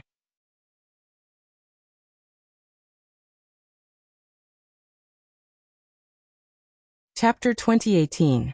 The surrounding atmosphere suddenly became a little tense. Loki emphasized the words former spawn. In addition, there was a somewhat cunning smile on Loki's face, which perfectly illustrated his demeanor as an evil god in myths. Anyone who saw this would subconsciously think that Loki was here to add insult to injury. Even Tiona and Rafia felt that Loki was deliberately picking on Noah, and were at a loss for what to do. Wait, Loki, why did you make it sound so bad? That's right, it's like you're bullying someone. Loki didn't seem to regret his words at all after hearing Tiona and Rafia's words. He still looked at Noah with a smile on his face. Just when Noah couldn't help but want to beat Loki up, Finn, Riveria, and Gareth, the three leaders of Loki's spawn, sighed at the same time. Loki, Riveria said mercilessly. You're ugly like this, aren't you? Loki's cunning smile froze. This is jealousy, right? Gareth also mercilessly exposed the reason for Loki's attitude. You're jealous that someone stole the heart of your most beloved child. The corners of Loki's mouth began to twitch. Tiona and Tiona seemed to have understood what was going on as well, and they immediately murmured to each other. I see. Is this the so-called arrogance of a god? So Loki is this ugly when he's jealous? This time Loki couldn't help it. What do you little guys understand? Loki shouted as tears flowed down his face. My most beloved AIC has been snatched away by this guy. So what if I'm jealous? Noah was confused. He looked at Loki blankly and said, When did I steal your ace? You still deny it. Loki glared at Noah. My ace said that she has feelings for you. Loki didn't even have time to finish his sentence, because in the next second, a long, slender leg kicked Rocky, sending him flying. The one who kicked was naturally AIC. AIC's face was completely red. She didn't even look at Loki, who was knocked into the white wall of the Tower of Babel. She stole a glance at Noah. When she saw Noah looking at her in surprise, she blushed even more. She couldn't help but cover her face with her hands and squat down. The corners of Noah's eyes twitched when he saw Ace in this state. Riveria, Tiona, Gareth, and the others looked at each other as if they had seen a ghost. To be honest, this is the first time I've seen AIC behave like a young girl. The shy AIC is so cute. So AIC has such a side to her? I've learned something new. There are benefits to living a long life. Riveria and Gareth couldn't help but sigh. While Tiona were inexplicably happy, Leafia glared fiercely at Noah as if she was looking at an enemy with deep hatred. Are you guys crazy? Noah really wanted to say that out loud. After all, the development in front of him was too inexplicable. Undoubtedly, Noah could see through Freya's conspiracy and the thoughts of the guild and the gods, but when it came to matters of the heart, he couldn't understand it at all. It wasn't that Noah's EQ was too low. Because of his first impression, Noah treated AIC as a cute little sister, so he didn't think in that direction. Naturally, he didn't know what was going on. Besides, AIC didn't give Noah the impression that she was a girl who would fall in love. A girl who pursued power all day long. Even if she was so cute and beautiful, it was hard for others to imagine her in love. Therefore, even Riveria's group, who had long known the truth, were astonished. So, Noah made an assumption without permission. It seems that these people have something on AIC that they can't let me know. This guess could not be said to be wrong. It was just that it wasn't so easy to find out the truth. Seeing Noah's speechless look, Finn smiled bitterly and said so. Well, don't take it to heart. Just treat it as the usual playfulness of our clan tribe members. Maybe that's better. Noah rubbed his eyebrows, forced himself not to understand this matter, and asked straightforwardly. So, why are you looking for me? Noah also saw it. Loki's clan was here for him. We do have something important to talk to you about. Finn spread his hands. As the leader, I really want to talk to you. But since our Lord God is here, it might be more appropriate to let her talk to you. As he said so, Finn pointed in the direction of the Tower of Babel. There, Loki covered his nose and limped over. AIC is so heavy-handed, she really needs to be taught a lesson. Noah felt that the one who really needed to be taught a lesson was Loki, not AIC. If you have something to say, just say it. Noah sighed. Since you chose to come to me, the taboo god slayer, it's definitely not as simple as catching up, right? Suddenly, everyone in Loki's clan, including Finn, quieted down. Loki also touched his red nose, but he didn't even look at Noah, as if he was chatting casually, and said so. Then I'll be straightforward. Since you left the little dwarf's clan, do you want to consider coming to me? This sentence made Noah sigh again. Obviously, Noah had already guessed Loki's intentions. I thought that even if it was you facing someone who hurt your own clan, even if you covet it, you would have to consider it in this situation. Noah looked at Loki. If there's a god slayer in your clan, how do you think the other clans will look at you? Just like in modern society, when people hired employees, they basically wouldn't hire those who had a criminal record. If there was a person who committed the taboo of killing a god in a clan, it would definitely attract a lot of different gazes.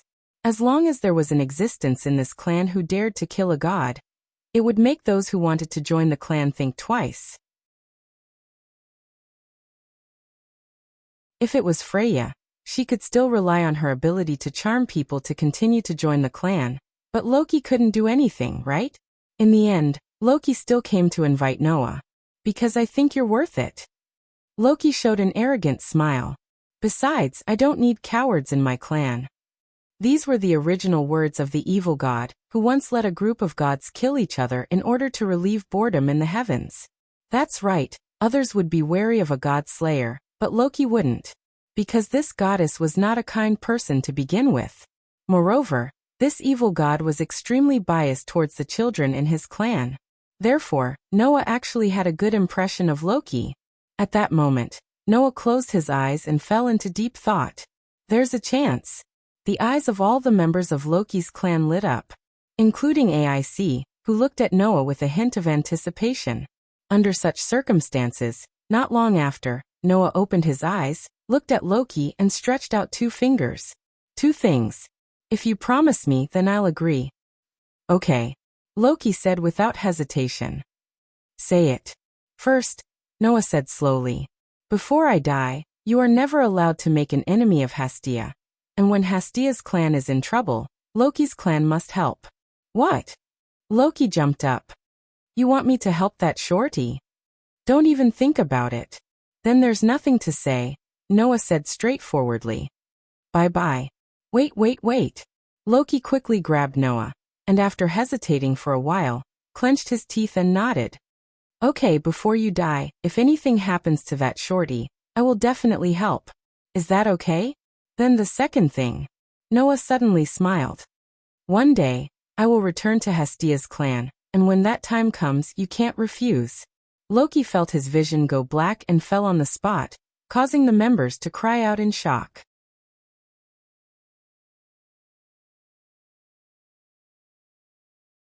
Chapter 2019. Big loss. Big loss. In a deserted alley to the north of Eulalia, Loki was walking in front of the group while constantly shouting. I never thought that I, Loki, would suffer such a big loss one day. I really didn't expect it. The group of first-level adventurers following behind Loki were extremely helpless. Especially Noah, who didn't know whether to laugh or cry. Unfortunately, Loki was still yelling. The yelling made Loki's people feel a little annoyed. I say, are you done calling me that? Riveria raised her beautiful eyebrows. If this goes on, it will really make people feel very annoyed. Tiona and Tioni immediately agreed. Yeah. I feel a little annoyed. The words of the Amazon twins undoubtedly made Loki even more dissatisfied. Do you have any sympathy? Loki continued to sigh. I'm so sad, and you're still scolding me. How can I have a group of inconsiderate children like you? With that, Loki glanced at Noah again and sighed. Why did I agree to such a bad deal? Bad deal? It really wasn't worth it. One must know that Loki had to pay a lot to recruit Noah into his clan. Having a godslayer in the clan tribe would not only affect the clan tribe's reputation, but it would also affect the number of new members who joined the clan. Loki paid such a price to recruit Noah into his clan, but in exchange he had to protect the clan of his sworn enemy, Hastia, for the rest of Noah's life. That was fine. If he could get Noah to join his clan, then protecting the clan of that poor godslayer for 100 years would not be a loss. The reason that really made Loki feel unbalanced was Noah's second condition. I paid so much, and in the end, it's just a temporary addition. He'll have to leave sooner or later. It's not worth it, is it? Loki kept complaining. I really want to ask myself if I had too much to drink before I agreed to this. Loki's words were not without reason. He paid so much for Noah's joining, but in the end, Noah stated that he would leave sooner or later, and they still had to fulfill the conditions they agreed to before. It was a loss no matter how he thought about it. Not to mention Loki, even Noah felt that this was a bit too much. The matter of protecting Hastia's clan could be repaid with Noah's joining. But Noah's joining was not only a benefit, but also an unavoidable disadvantage. In the end, it was the title of Godslayer that caused the trouble. In fact, Noah already had a solution for this. He planned to propose it when Loki refused his conditions to prevent Loki's clan from being affected by his joining. In that way, Loki should agree. Unexpectedly, before Noah could propose the solution, Loki gritted his teeth and agreed. This surprised Noah. Who would have thought that just joining for a short period of time would cost so much? And that Loki would actually agree. It seems that this evil god appreciates him more than he thought. Seeing that Loki still had the tendency to continue complaining, Noah sighed. Well, don't look like you've been cheated by me. At least, I promise you that my joining will never bring harm to Loki's clan. Is that okay? Won't bring harm? The people of Loki's clan were startled and stopped. Won't bring harm? Loki was also surprised, and then he looked at Noah. Under the gaze of all the people of Loki's clan, Noah smiled slightly, stretched out his hand, and slowly wiped his face. What? All the people of Loki's clan exclaimed out loud. Even Ace, who had been silent, opened her pair of gem-like eyes wide and froze there. Under Noah's swipe, the face that appeared before everyone's eyes was no longer that familiar face. Instead, it was a completely unfamiliar face. It was a standard common face, the kind that would never be recognized in a crowd. Compared to this face, Noah's original appearance was many times more handsome. With such a common face, Noah opened his hand, as if showing his appearance to everyone, and said so. "Now, can you still recognize me?" Hearing this, everyone came to their senses. Loki, Riveria, and Rafia all cried out in surprise. Transformation magic? Yes, transformation magic. To be more precise, it should be transformation magic. Noah infused his magic power with the imagination of transformation, changing himself into another appearance. Admittedly, in terms of magic, Noah's talent was almost in the aspect of crush, and only when using crush was the most powerful. However, that didn't mean that Noah couldn't inject his imagination into his magic. Like the magic of fire, Noah could also use it, but it was far from the level where it could be used in battle. And this transformation magic was based on the same principle. Noah could transform into the rest of his appearance by infusing his magic power into his imagination of transformation. After all, as Noah's wife, Mira not only used superb reception magic, but was also a first-class expert in transformation magic. With such a wife, although Noah didn't learn transformation magic, he had a deeper imagination in the aspect of transformation. With such a wife, he could smoothly inject his magic and use it to transform. As long as I use this appearance to join Loki's clan, then no one will know that the infamous God Slayer is in this clan, right? Noah scratched his face after the transformation and spread out his hands. This way, Loki's clan won't be implicated by me. Lord Loki, are you satisfied? Not bad, not bad. Loki nodded repeatedly. He even walked around Noah. After a while he frowned and said, "Don't worry, Noah. However, if you only change your face, then you can still see a lot of things." Tiona, Tioni, and Leafia also nodded and spoke to each other. "I always feel that I can still see the shadow of the little brother. Even if he doesn't look amazing, his temperament hasn't changed much. I also think that if you look carefully, you can still recognize Mr. Noah." The three girls' words made Finn, Riveria, and Gareth, the three leaders of Loki's clan, nod in agreement and express their opinions. This is the so-called people of noble birth. Even in their bones, there is a sense of nobility, right?